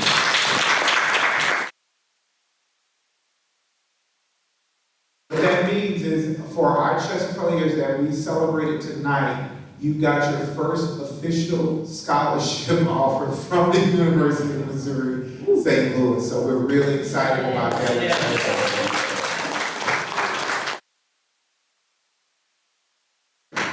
So keep up the good work. You guys represent us well. It's creating opportunities that will last for many, many years. At this point, we want to move to item 7.01 for, these are items for discussion and action. The cooperative agreement between the St. Louis County Board of Elections and the Commissioners in Normandy Schools Collaborative. This is absolutely for discussion and action. So Ms. Cecilia Ridgely is going to help us understand what's on the table for us tonight. Thank you, President Hodge. Good evening, everyone in your respective places. As you can see, if you were able to review the board docs and all the information in the system, that our first year for utilizing the St. Louis Board of Elections was this past election. And as you can see, we have 3 wonderful new board members that went through that process. And so it's time for us to look at renewing our contract with the St. Louis Board of Elections. So several years ago, the St. Louis County Board of Election Commissioners established a process through which school districts and other political entities may enter into a cooperation agreement with the Board of Elections to conduct our candidate filing. This was in response to some difficulties several St. Louis County municipalities, school districts, and special districts have encountered over the years. So as I mentioned earlier, the first year we tried this was this year, and it was successful. So I am recommending that our board make a motion to approve to renew our agreement with the St. Louis. Thank you for your presentation. We will entertain a motion to approve this partnership between the Normandy Schools Collaborative and the St. Louis County Board of Elections.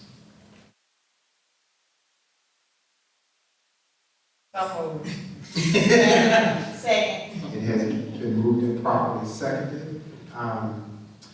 Any discussion?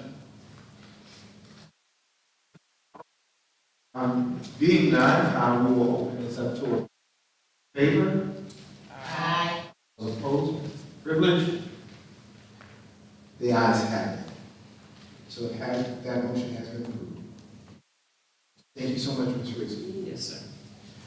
Item 8, items for consent. All of these items have been presented to our board in advance of today's meeting.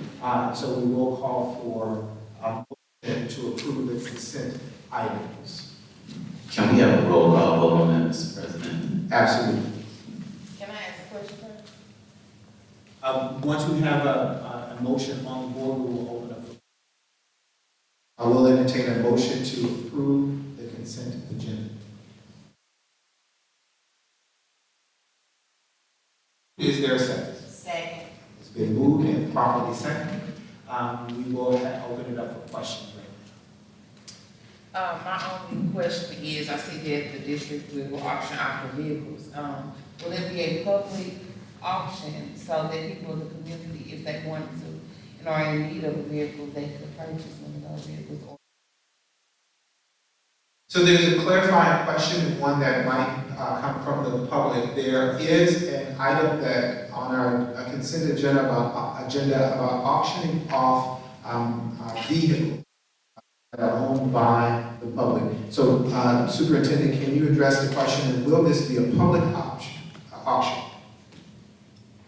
I believe, yes, I want to defer to Christian Hahn. Place this auction on the website, district website. Where else they did that, but I'll defer to Mr. Trump.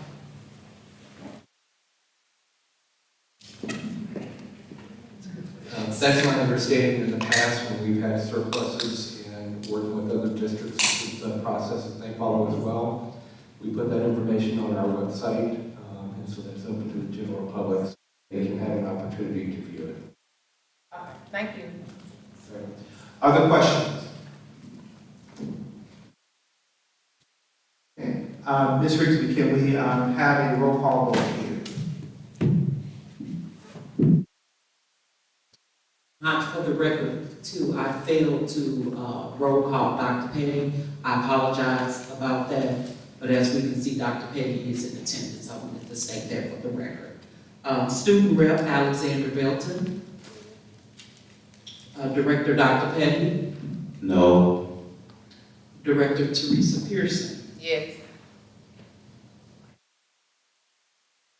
Director Milton Roberts. Yes. Director Erica Edwards. Yes. Secretary Violet Taylor. No. And President Hodge. Yes. Yes. Thank you so much. The consent agenda has been approved and passes. At this point, we've reached item 9.01, board announcements and comments. Please pass the mic to our student representative, Ms. Al.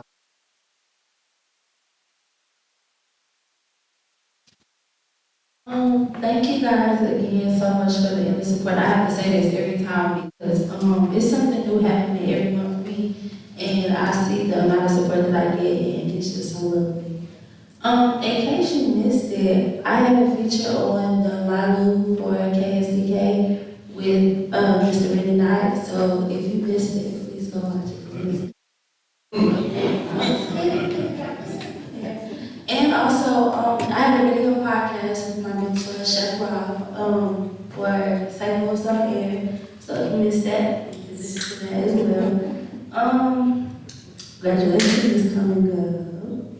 So if you guys would like, we have graduation on May 16th, this upcoming Thursday. So please make sure. Also, I want to touch bases on something. I see a lot of like social media stuff, and I don't like the fact that our principals and staff members act so much. They shouldn't have to take all of the heat all the time because it's not always undue issue. So please just be considerate of what you say, and I'm saying this to the public, not anyone directly. Just please be considerate of what you say, because sometimes it's not so helpful and it's not so nice. And everybody has feelings, so please be considerate of everybody's feelings. Thank you, Ms. Belton. Dr. Christopher Pettit. Good evening again. Like many of you, on Sunday, I took the time out to celebrate Mother's Day. Time with my mother, my sister. In truth, Mother's Day is every day. And you may ask, why is he bringing that up in the school board meeting? Because we have a principal by the name of Dr. Dwayne West, who understands and recognizes that every day is Teacher Appreciation Day. And he Teacher Appreciation Week at his school just last week during Teacher Appreciation Week. It was phenomenal.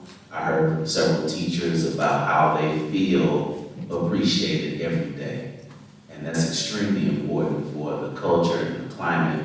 I also had an opportunity to hear from a parent in Van Dollar that spoke to the work that Principal West is doing there and how he celebrates his teachers and how he brings them into the decision-making process.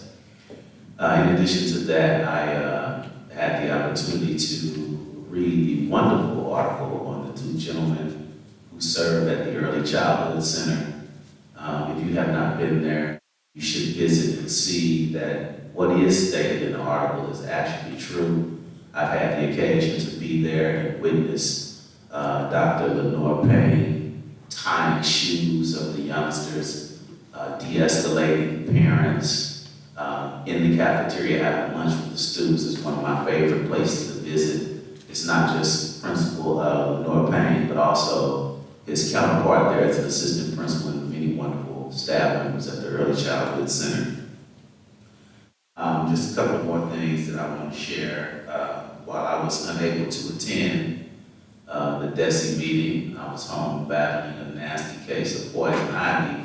I did, however, tune in to the live stream, and I'm hoping that our live streaming experience improves for the end user.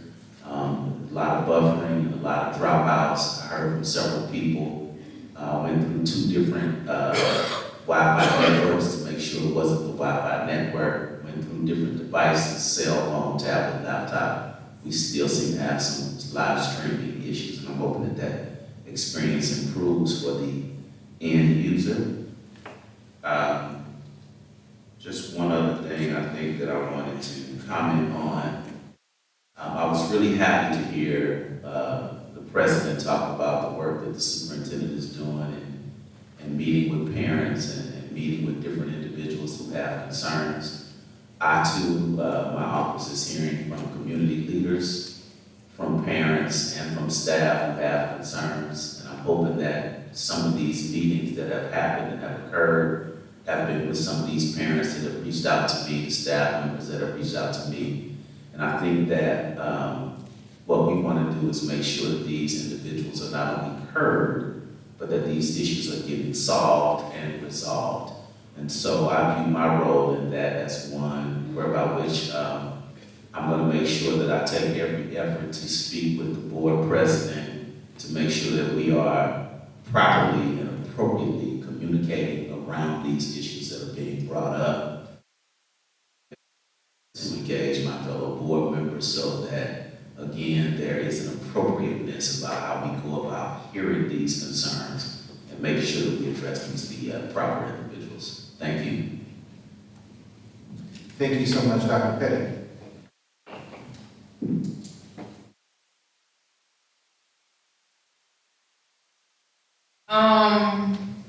So I want to first say, we're near the end of the school year. Graduation is Thursday. I hate to say it, but these are our COVID kids. These kids started high school on a computer. They had to deal with hybrid learning, coming to school some days, and then some days having to go to school on a computer again for weeks. So they deserve a special pat on the back. They've all had challenges, not only just with school, but we never know their home life. I attended Ribbons Day in I attended Ribbons Day, and there was a lot of negative talk, but the positive talk wasn't highlighted. During Ribbons Day, the Friends of Normandy and the Normandy Alumni Association gifted students over 55K of scholarships. As of the numbers for today, the seniors got $332,900 in scholarships. I had a conversation with one of the seniors towards the beginning of the school year. And me and him had all the words back and forth. But Ribbons Day, he showed me I don't honor roll Miss P. So I said, okay, I'm glad to see it.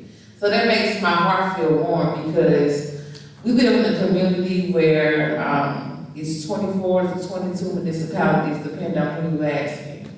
It's 9 police departments, 1 school district, and 6 main organizations that provide services for our students. So there is no reason that any of our students should feel like they're not good enough. Because you have a community of people. It just can't come from the parents. It has to come from the teachers, the administration, and everybody else in leadership. You cannot sit down with these kids and talk about them to their face and expect them to respect you. But as parents, we have to make sure that even though you may get a little disrespect from the people in leadership around you, still show them respect and gain their respect by proving them wrong. Because they're going to look at you and how you look, how you talk, what you wear, how you walk. But when you have all your ducks in a row on your paper, it doesn't even matter. I was sitting in the parent meeting, the parent advisory meeting that Dr. Triplett has. And one of the parents said, we deal with a lot of expectations, a lot of excuses over expectations. That says a lot. Raise our expectations so the excuses don't matter. During our budget meeting, Mr. Brooks stated that Normandy has a rich history. I'm on this board to help continue their rich history. I want to end it out because we've had a long meeting.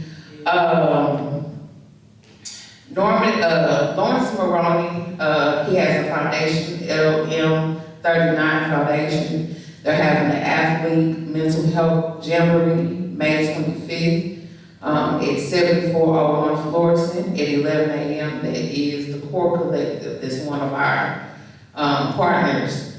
He's also having a luncheon and panel discussion on May 26th at HG Events Ferguson, 119 South Florissant Road at 2 p.m. Lawrence is also a product of Normandy, but he's also an NFL Super Bowl champion. Normandy produced some of the greatest people that I know. You may walk in the store and the person who owns that store could be from Normandy. You never know, like Ted Cruz, and I'm pretty sure everyone in here has had his ice cream. He's a Normandy graduate also. I'm a Normandy graduate also. But that's it. Thank you all.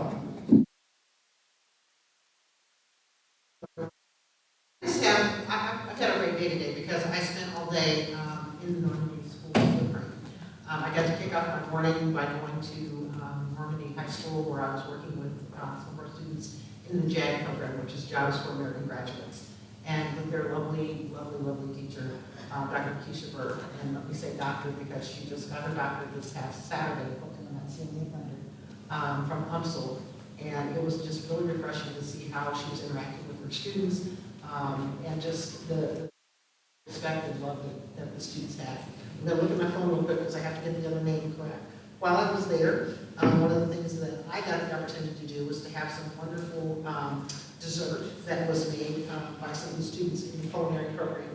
And so I got to meet our chef, Andrea O'Bannon, and also got to meet Coach Tyrone Baker. And it was just really cool seeing them and seeing them interacting with the students. And that was after I got there this morning, and the principal and some of his teammates carried all my stuff up to the classroom. So the principal himself made sure I got where I was supposed to go, because I had no clue. So I just had a wonderful day being there. I also got to do, in addition to talking to them about jobs at my place of employment, was also hearing from them about things that they liked and what, I was asking them just questions because I want to know what young people think about things. And just to hearing how insightful they were, how able they were to talk about current events and so forth was very. And actually, the thing that was really kind of cool about it was that the week before, I spent an evening at the with the little pre-K and kindergartners, because my grade goes there, and it was very fun seeing principal from the Early Learning Center with a full-blown prom for kindergartners. It was great. We had a wonderful time. And the real cool thing about it was there was not anyone left. I think every single parking space was taken. They were on the streets and so forth. And it was a really great introduction to the parents to the Legacy Center, which is one of our partners, and also to the surrounding community. Because as we were leaving, people were stopping, going, "What's going on? What's going on? What are you doing?" Because everything was so well organized and so well planned. The children looked beautiful, and the parents of them had on their formal attire as well. So many, many kudos to them for that. The kids had a wonderful time. So this has been just a really good week for me, spending that time with our students and our faculty. Thank you so much. Ms. Edwards. School is almost out.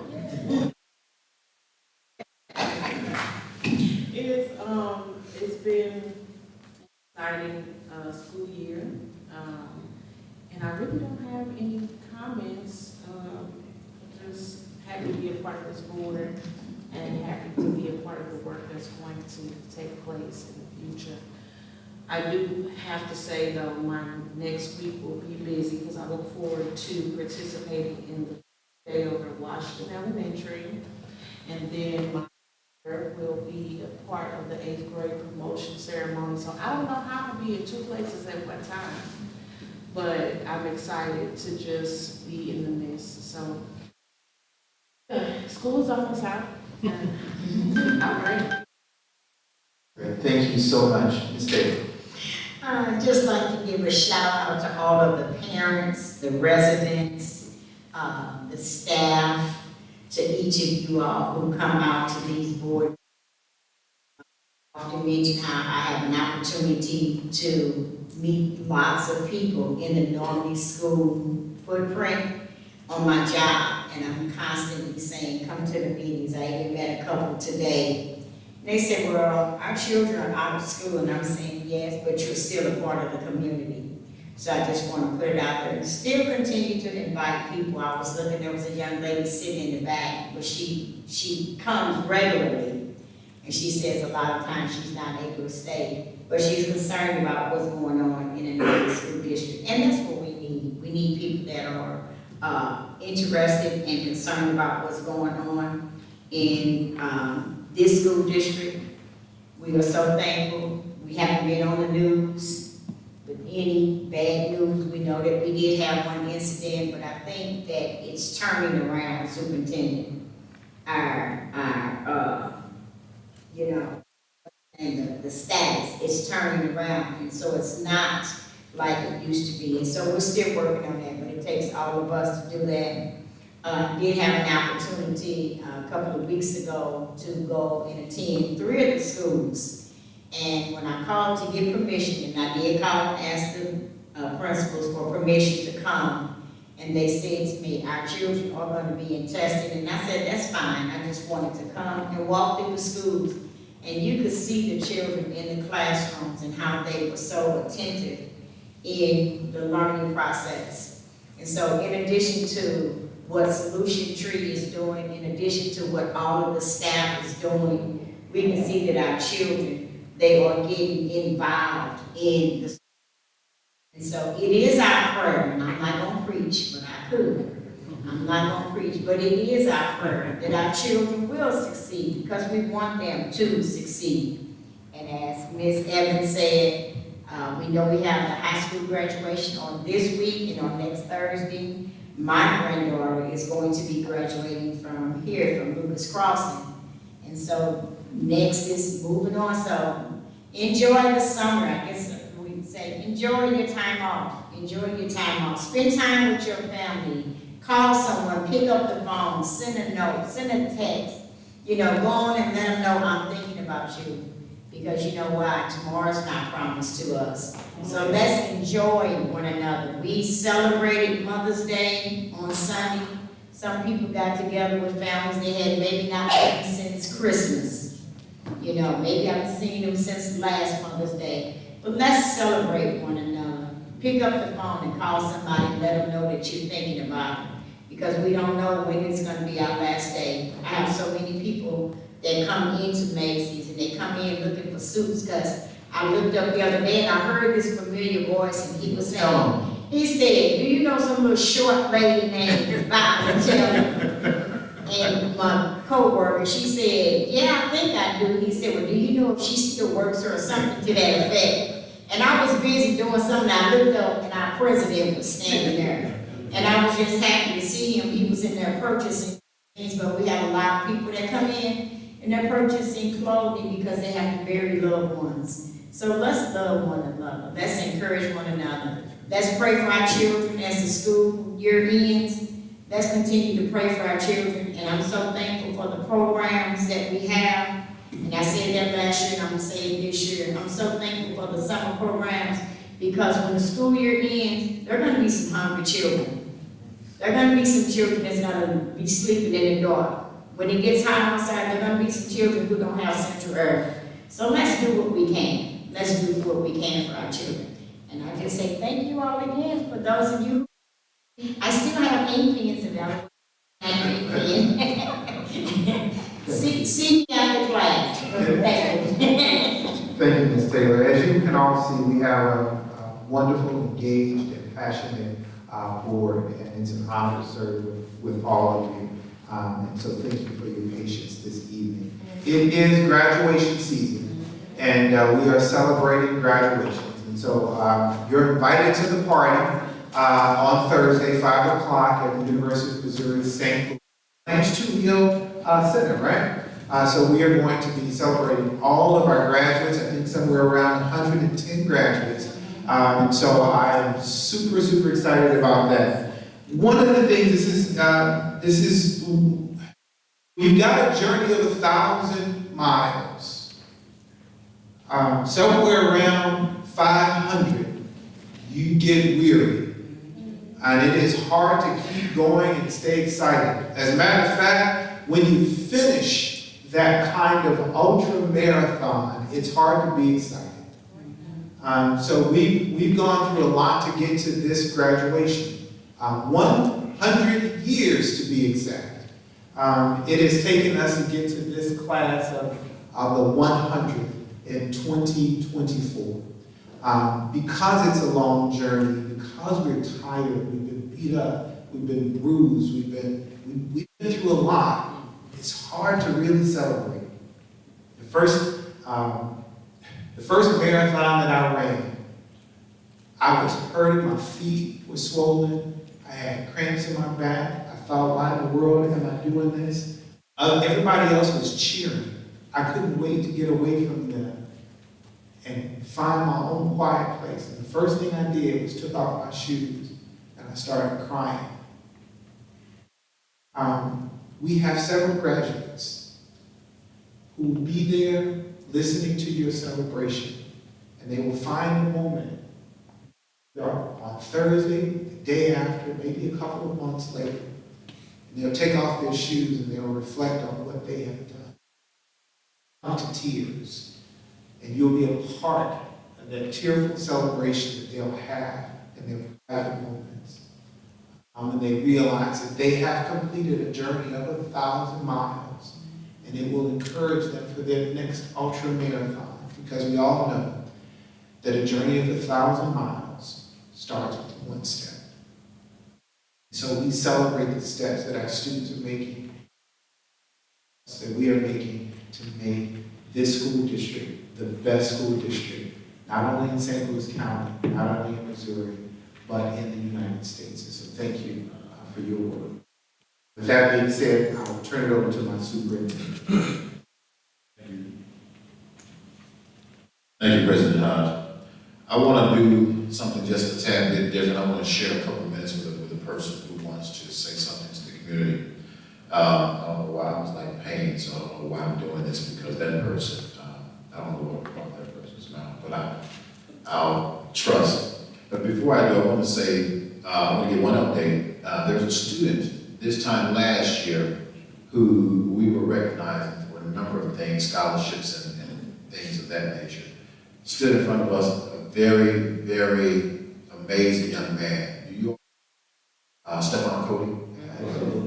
Stephon Cody is a Morehouse man. He is a Dean's List, and he's just been chosen to be a freshman ambassador for the college. That's what we produce. Yeah. So when you know, we all have naysayers.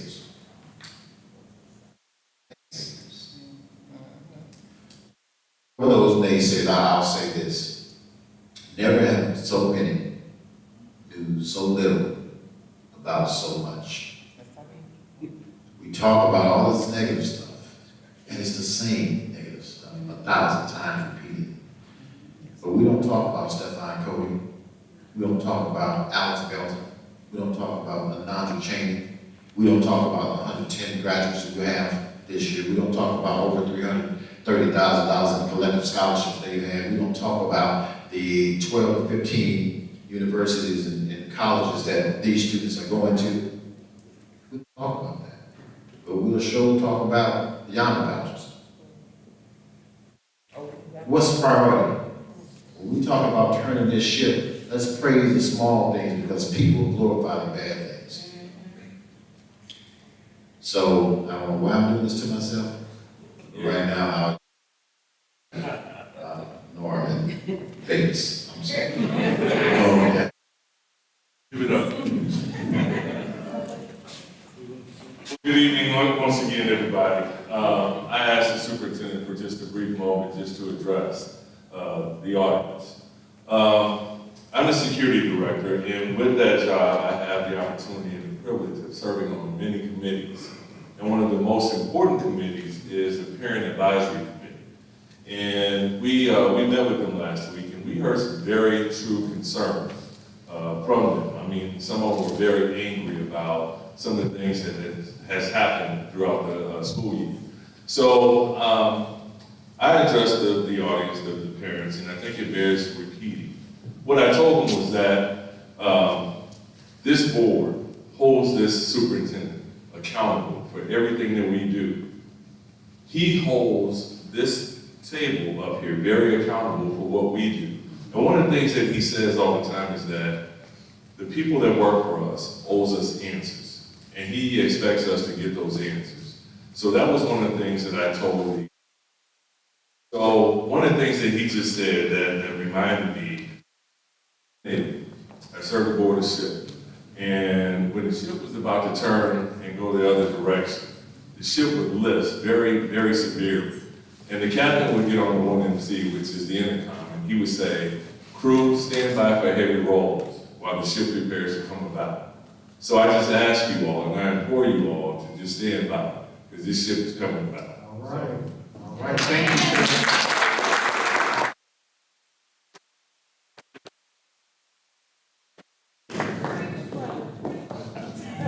thank you. Oh man, I need to hear that again. I'm gonna go back and watch the recording then. That just felt good to me. I like that. All right, so thank you so much. I just want to add one thing to Stephon Cody. Stephon Cody is down at Morehouse creating an atmosphere for Normandy Vikings. Since he's been there, he's recruited 1.5 other students to go down to Morehouse with him. And so there is a cohort of Normandy Vikings at Morehouse College right now. And it's becoming quite a magnet for our senior men, and the ladies are going down to Spelman too. So we've got to keep an eye on what's happening in Atlanta, or the Hotland as we used to call it, because Normandy is coming that way. So with that being said, I will entertain a motion to adjourn our general meeting. So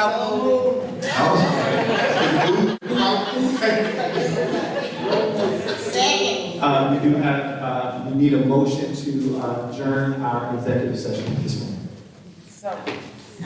As moved and properly seconded, it is 8:20, and we will adjourn our meeting for this evening. Thank you all.